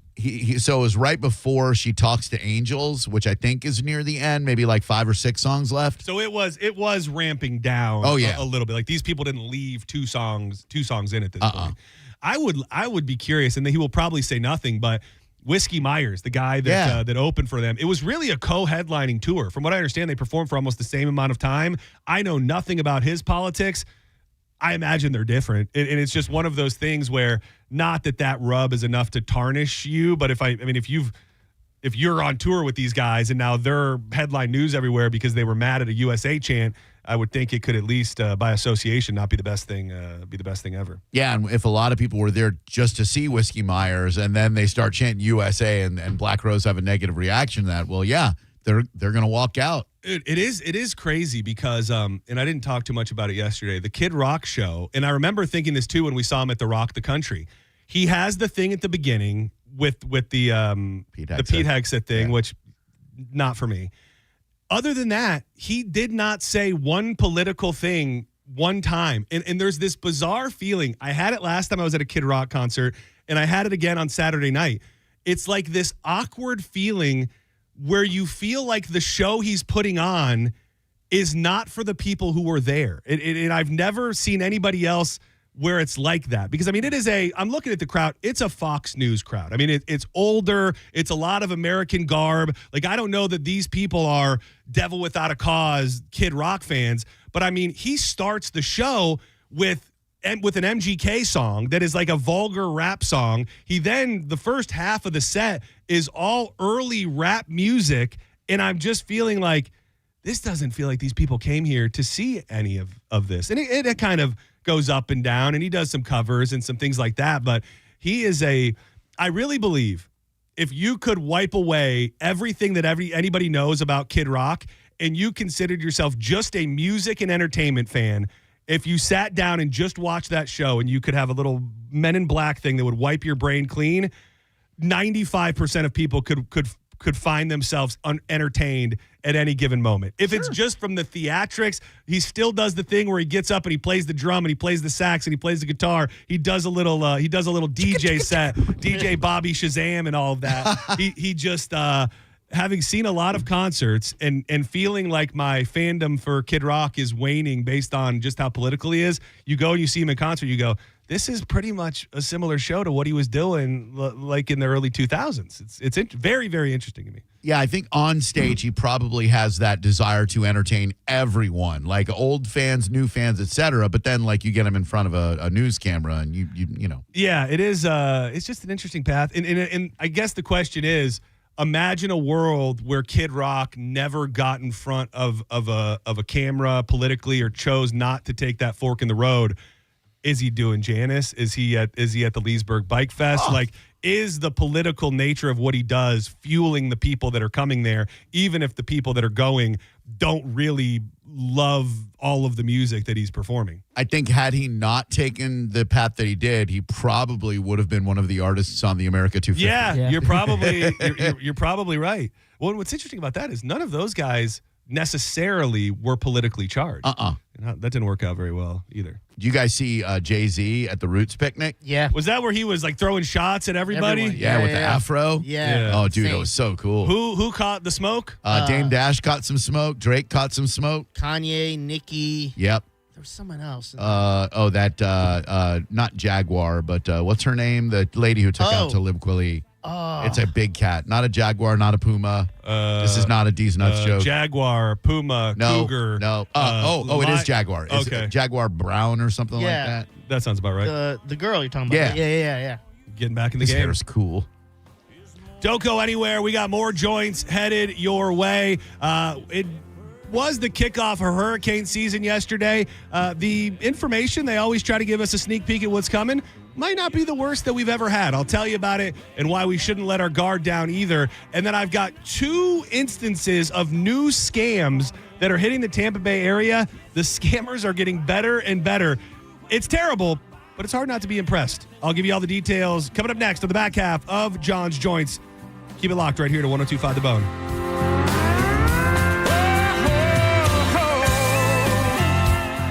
Those hurricanes, you want to make sure you're protected with hurricane impact windows and doors, and the only way to go is with Reese Windows and Doors. This is a family-owned business that's been doing it for over 50 years. All of the products made in America, and they come with that double lifetime warranty that transfers with your home. If you sell it, that's going to increase the value of your home, and who's not trying to do that these days? Our buddy, a cat named Mo, got his home decked out with Reese Windows. He absolutely loves them, and they get most windows installed in under 8 weeks. They want to give you an opportunity to win $25,000 in new windows. All you got to do is text WOW to 20129. That's WOW to 20129. You can also get a free quote today at reesewindows.com. The way you kiss, the way you cry, the way you move when you walk by, there ain't nothing about you. You're listening to Senning Show on 102.5 The Bone. Stream Real Raw Radio live. Anytime on the free 102.5 The Bone app. Now, a Bone traffic update from the Farah and Farah Personal Injury Attorneys Traffic Center. Traffic crash at I-75 South, exit 266. The accident has been moved off to the side. Traffic is getting back up to speed. Now, the on-ramp right lane blocked is still going on at I-4 West and exit 1. Use some caution. And heading over to Hillsborough Avenue East and Countryway Boulevard, still got the crash there, but it looks like they moved it off to the side. I'm Ashley with traffic. Are you feeling the heat and thinking it is not even summer yet? And will my AC be ready to take on this heat? You know exactly what I mean. Luckily, Luckily, Cox Heating and Air Conditioning has your solution. A new system from Carrier and Cox Heating and Air Conditioning can keep you cool all year long. Right now, you can save up to $3,000 in Carrier and local rebates when you invest in a new energy-efficient Carrier system. From Cox Heating and Air Conditioning, turn to the experts at Cox Heating and Air Conditioning, your Carrier experts for over 65 years. Go now to coxair.com to schedule your appointment. coxair.com. License number CAC 1816108. Now, at McDonald's, wake up to a $4 breakfast meal deal. Wake up to a sausage McMuffin or a sausage biscuit, to hash browns, and wake up to a hot coffee. Get your $4 breakfast meal deal. Limited time only. Prices and participation may vary. Prices may be higher for delivery. All new drinks are now at McDonald's, with refreshers like the strawberry watermelon refresher and the mango pineapple refresher with popping boba, to crafted sodas like the Sprite Berry Blast with berry flavors and cold foam. Who knew ice cold drinks could be so fire? 6 all-new drinks are here. Now at McDonald's. Refreshers contain caffeine. Now at McDonald's, wake up to a $4 breakfast meal deal. Wake up to a sausage McMuffin or a sausage biscuit, to hash browns, and wake up to a hot coffee. Get your $4 breakfast meal deal. Limited time only. Prices and participation may vary. Prices may be higher for delivery. A cat named Mo for Blue Bear Total Home Services. Now, nobody thinks about their AC until they're sweating in their own living room. And when it's time to call an HVAC company, reputation matters. Most people don't know the mechanics of an AC system. I don't, so you want a company that you can trust and that shows up when you need them. That's Blue Bear Total Home Services with a perfect 5-star rating and over 460 Google reviews. Need a new system? Get 0% financing for 60 months or payments as low as $104 a month. BlueBearTotalHomeservices.com. The 5-star difference starts here. A medical emergency can change your life in an instant. And Advent Health's ER experts have one priority: you. Afterwards, the care doesn't stop. What comes next matters just as much. The choices, the milestones, the living. Because here, second chances are just the beginning. Florida's leader in heart and stroke care. TheERexperts.com. Want to hear a shocking statistic? Medical malpractice is the 3rd leading cause of death in America. Don't believe it? Google it. And that doesn't count serious injuries like birth injuries to perfectly healthy children. All doctors wear white jackets, but it doesn't make them all the same. Most medical errors are committed by the same quacks over and over again. I'm John Morgan of Morgan & Morgan. Many hospitals looking for more profits are forcing doctors and their groups to be employees of the hospital or be forced out of their system. It's a troubling trend in medicine. People make mistakes, but medical mistakes are huge and often forever. If you believe your child suffered a birth injury or a misdiagnosis or mistake led to a loved one's death or injury, let our team of medical malpractice lawyers examine your case for free. No recovery, no fee. Morgan & Morgan, forthepeople.com. Injured? Dial pound law. Offices Tampa, St. Petersburg. Get into the Seminole Hard Rock Hotel and Casino. Right now, new members of Unity by Hard Rock receive 50% off Fresh Harvest Buffet. Or while you're there, try some of their other great restaurants like Suppresso, The Res Grill, Rise Kitchen and Grill, and of course, the Council Oak Steakhouse. And if you're there to gamble, don't forget the $700,000 Phoenix Link free slot spin happening on Tuesdays in June. And on Sundays, the $270,000 Blackjack Tournament buy-in series. Whether you're there to eat, to party, or to win, it's the Seminole Hard Rock Hotel and Casino. Get in there today. If you want unlimited talk, text, and data on a super fast network, Big Wireless will sell it to you right now for as little as $70 a month. Or you can buy it from Pure Talk for half of that. I'm talking about unlimited talk, text, and data for just $34.99 a month. But wait, there's more. When you switch to Pure Talk, you'll be switching to an American wireless company that's committed to keeping 100% of its customer service in this country. I appreciate that. In fact, that's why I switched. I also appreciate the way they support our vets and our skilled workforce. Dial pound 250, say micro, and get unlimited talk, text, and unlimited data for just $34.99 a month. That's pound 250 micro. Stop paying twice what you need to pay for the service you want and switch to an American wireless company that actually stands for something.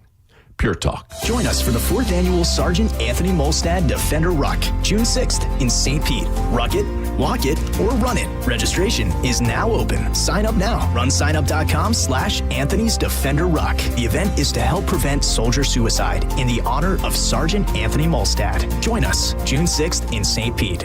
At Farah & Farah, our power comes from lawyers who believe in your case. Tampa. Now, a weather update from the Sun Toyota Weather Center. Sun, Toyota.com.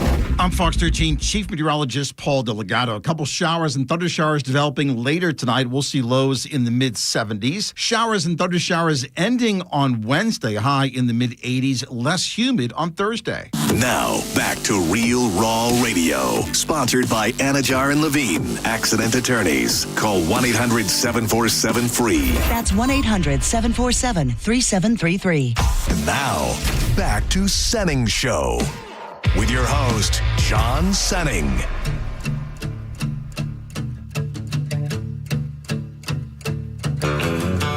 Welcome back to Senning Show. Honky tonkin' on a Tuesday.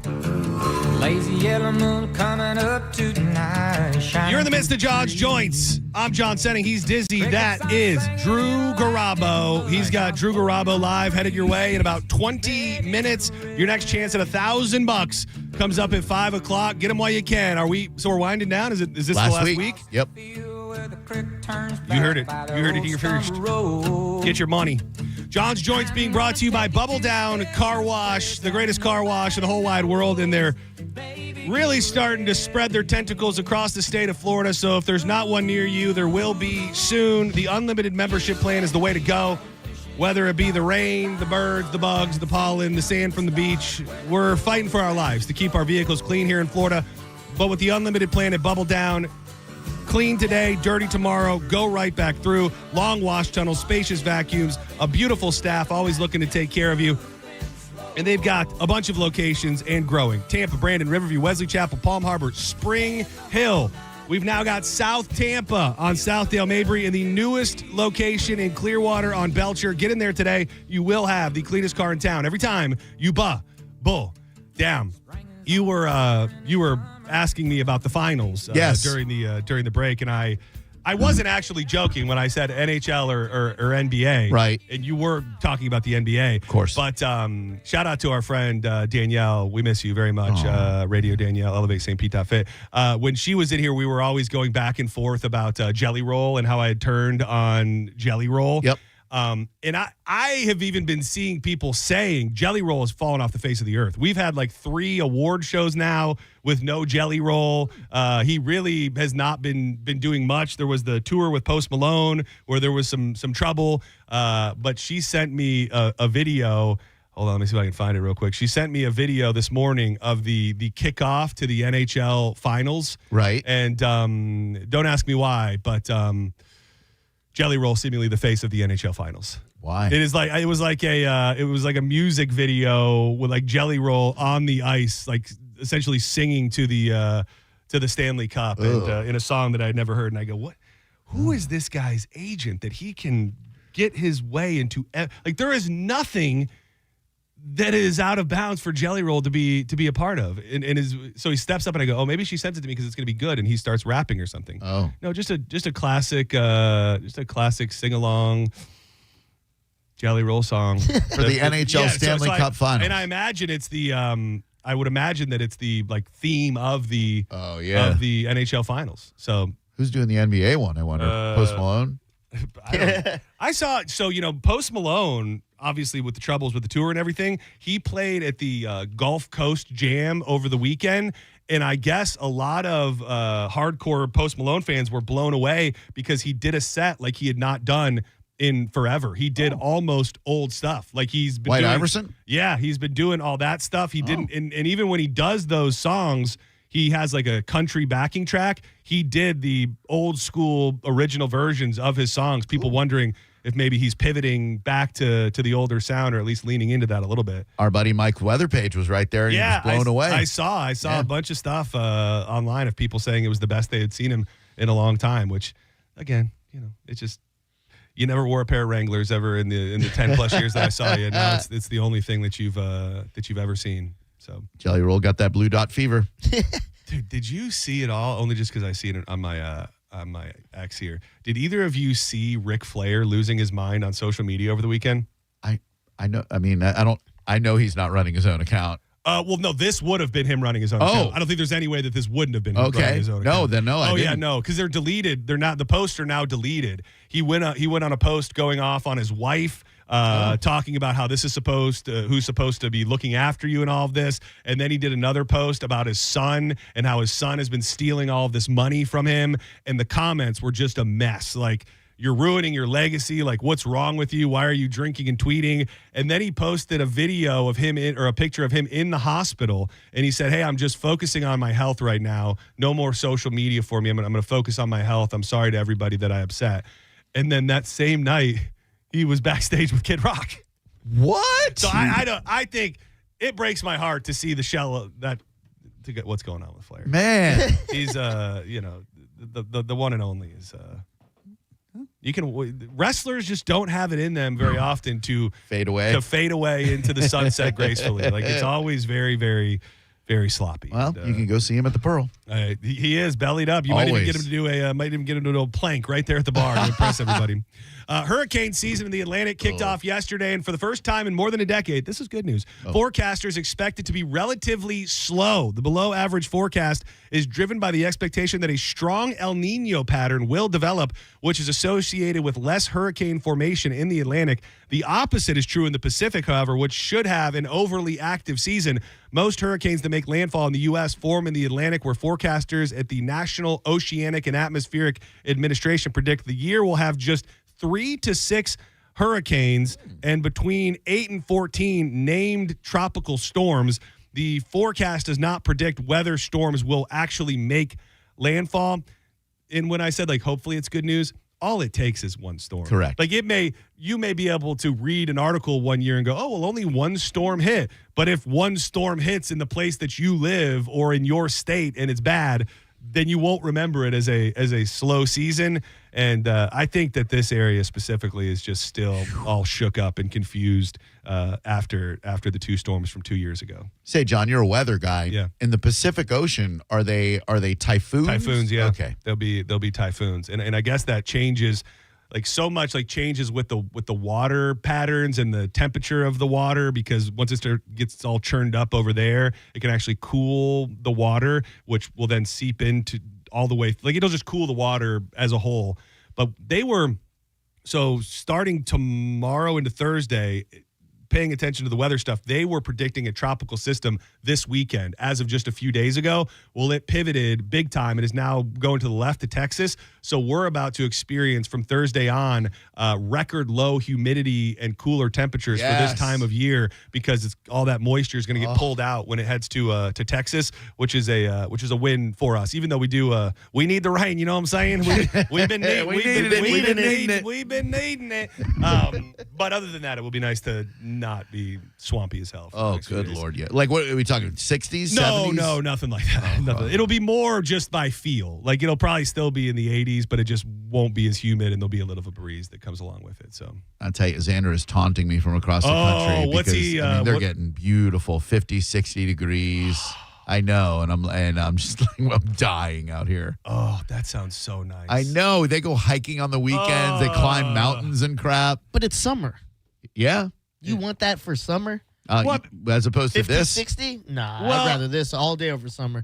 I want to go to the beach. I want to do summer stuff, go by the pool. But I mean, I see. I don't know what the max is there. Like, they'll have 70, 80 degree days, I'm sure. I'm sure. I'm going to look at the temperature right now. Go on. There's also just such in most states, period, there's such an influx between morning and night and daytime. Mm-hmm. Like, you get some relief. We get to a period of time here where it doesn't stop being hot. Like, you don't get any relief when the nighttime comes. It's still 110% humidity and 85, 90 degrees. 77. 77? And sunny right now. People love coming here, and then at night when it's warm, they go, wow, we don't get this where we're from. Yeah. A lot. But there's also a fraction of the amount of tourists come here in the summer for a reason. You think so? Oh, yes, for sure. Yeah, 100%. That's when you get your deals on your hotel, because nobody wants to come cook their ass down here in the heat of summer. You guys have been to California, right? Yeah. Like, during the day, like, hot as hell, and then as soon as that sun goes down, like 50 degrees, that's crazy. California's crazy. I've got two scams here that are shining a new light on maybe things you didn't think of. This one specifically, it's happening up in Illinois, and you had to imagine that with gas prices the way that they were, people would find a way not to just steal your credit card information at the pump, but actually steal the gas under your card.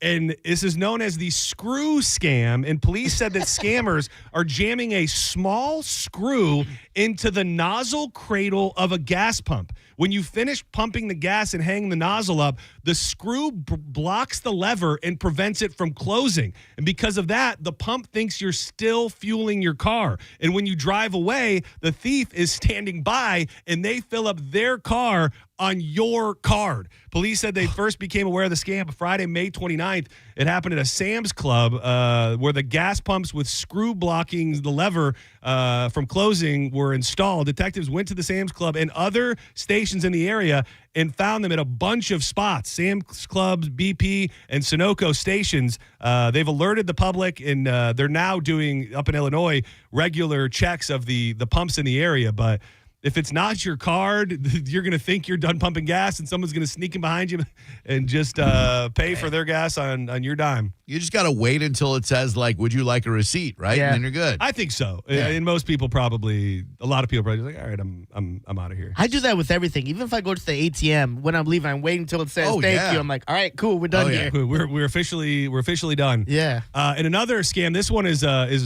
hitting close to home, and this one's that thoughtful or creative. It's just the amount of money that they were able to scam from people. A 2024 investigation into a gold bar scam by the Bradenton Police Department helped uncover a nationwide conspiracy defrauding elderly folks out of millions of dollars. Federal investigators discovered there were at least 12 victims who lost a total of more than $6 million. A Bradenton man lost $1.4 million after fraudsters went to his home. It is kind of creative. Went to his home and claimed to be federal marshals with an arrest warrant. So the detective from the Bradenton Police Department said the scammers preyed on the 80-year-old veteran's patriotism by convincing him he could avoid being arrested if he helped them with their sting operation. They wanted him to help them assist in Social Security fraud. So with his military background, they thought he would be an asset. So they knew he was a vet. They tapped into that. Detectives say over that time, the man bought about $1.4 million worth of gold bars to give to the fraudsters. They tracked down Swetapaten Patel in Georgia, who was picking up the bags of those gold bars and transporting them to higher-ups in the conspiracy network. And they were doing this all around the country in Colorado and California as well, where it was all one group. They would find these people that were veterans, get them to think they were helping the government, and then it doesn't really explain to them, it doesn't explain what they were telling them to get them to buy the gold bars. But them, under the guise of believing they were helping, were buying gold bars that were just being stolen from them. I'm sure it was like, your country needs you. We don't have the money to buy these bars right now, but Uncle Sam's going to reimburse you. You buy these gold bars. We're going to make sure you get your money back. But you love your country, don't you? You served your country, right? So they got two guys. Yeah. So $6 million altogether just with these two guys. And they say that it traces back to India ultimately. For the lesser and the most, what do you think you get if you've defrauded these elderly people out of $6 million? What do you think the years in prison is? Probably not enhanced because they're veterans, right? Nope. Which should be. Yeah. I'm going to say minimum 15 years, maximum 50. I'm going to say it's less than that. We're going to be surprised and go, how? So the first guy who they caught picking up the bags got 2.5 years in prison, and the guy that was kind of more of the ringleader, 15 years in prison.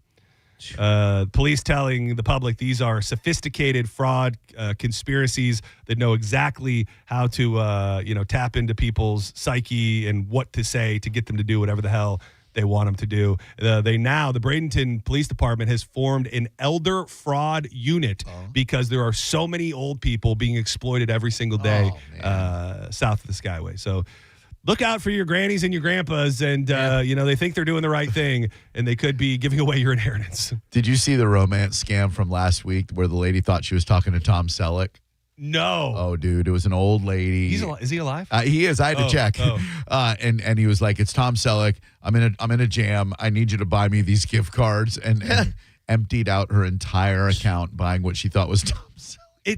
It's hard to even put into words what happens in those situations because it's like a block in the mind, like the generational block that you can't understand that the person that's saying that there's somebody is not that person. Like it's such a weird, it's so much more to me than just being gullible. Like there's something about that older generation to where when they get a message from somebody, they go, well, I got a message from this person. The profile picture is the person. And they said they were the person and they sent me a picture of themselves. And it's like, it doesn't compute. You know why? Because they were raised in an era where you could trust your fellow man and there weren't that many people out there to scam you. Definitely not as many. Like a scammer was something that happened, it had to be more one-on-one. Now you have elaborate schemes and entire teams of people whose life work it is to steal from old people. And I just don't think the average elderly community has it in them to fight against the power of what these people are doing out there. No, they're looking out for traveling salesmen who are like, let me get you some of this snake oil. It'll cure anything to do,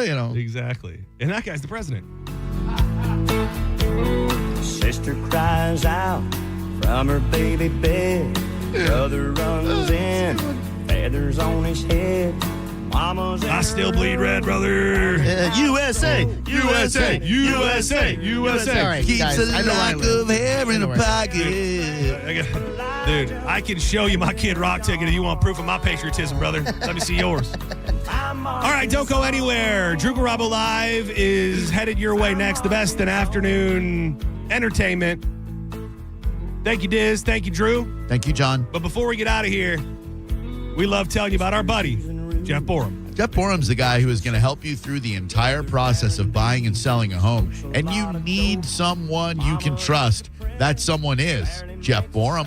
And that trust goes in a bunch of different directions. Obviously, the basis of trust is important, but you want to trust that the person you've got dealing with your real estate knows the area, and that is Jeff Borum and Team Borum. Jeff, born and raised in the Tampa Bay area. We were just talking about the hurricanes from a couple years ago. Still sleeper situations going out there, houses that need to be raised, maybe flood zones that aren't properly reported. You want to make sure you're in the hot zip where your kid gets the best education and the best schools. That's why you've got to go with Team Borum, no matter what you got going on in the world of real estate. Team Borum, powered by eXp Realty. Jeff will give you options. He'll buy your home, sell your home, or rent your home, and there's no risk. He'll let you out of the contract at any time. Jeff Borum's the guy you can trust, and he's the guy we trust too. Borham. Google him now, and you could be packing tonight. Senning Show. We'll be back live tomorrow, 1 p.m. See you then. Out of touch with reality. That is it. You're listening to Senning Show on 102.5 The Bone. We are Real Raw Radio. 102.5 The Bone. The Bone Bonus is back and right when you need it. The Bone is giving you $1,000 5 times a day, every weekday. Listen to The Bone for your chance to win $1,000 at 8 a.m., 10 a.m., noon, 2, and 5 p.m. every weekday. Need some extra scratch because you've decided to live out your dream of becoming the next action star and you need to take karate lessons? We're in. It's the Bone Bonus, hooking you up with cash every single weekday. Sponsored by Farah and Farah, Tampa's accident attorneys, farahandfarah.com. The Bone Bonus is back. 102.5 The Bone, Real Raw Radio.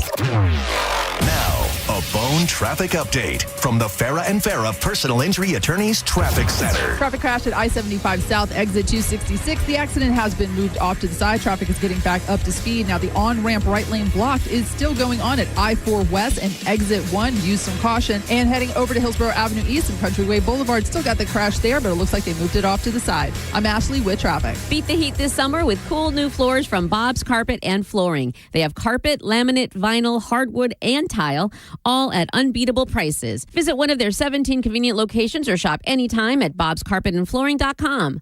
Bob's Carpet and Flooring, your hometown flooring store. Hi, I'm Patrick Thomas. And I'm Heather Thomas from Bolt Electric, where we believe that the right way is the only way to do home electrical. We believe the National Electrical Code is really the minimum standard, not the maximum standard. We believe you deserve better electrical parts and better service. We believe in ongoing training for our electricians. Because there's no end to learning and improving. Because at Bolt, we believe your safety is our core priority. Electrical problem? Call Bolt. Online at boltelectric.com. This is Mav, spokespeople for Veteran Air, the home services company proud to serve you. Other than Freebird, I'm the most electrifying bird you'll hear on the radio. No, you know what? Including Freebird, because no one does electric like Veteran Air. Our electricians are experts at installations and repairs, big and small. And for a limited time, we're providing free home electrical safety inspections. Shocked? Well, don't be. Visit veteranair.com to learn more. Veteran Air. Hi, I'm attorney Fran Hosh. Being involved in a car or motorcycle accident can be stressful. I've dedicated my career to helping accident victims and their loved ones. If you need an attorney you can trust, give me a call today at 866-LAW-FRAN. We will give you a free case evaluation and won't charge you any fees unless you recover money. Give me a call today at 866-LAW-FRAN, 866-LAW-FRAN, or visit me online at lawfran.com. Main office, Palm Harbor. Pump up the volume. Business moves fast. Orders roll in, deadlines close in. When you ship with USPS Ground Advantage, you can keep up with confidence. Every package stays in our secure network from dock to door. And with nationwide reach, dependable tracking, and upfront affordable pricing, you get built-in peace of mind. You run the business. We run the routes. Visit USPS.com/Ground Advantage to learn more. This is the story of the one who keeps multiple buildings running smoothly day after day. Plumbing that flows, HVAC that hums, cleaning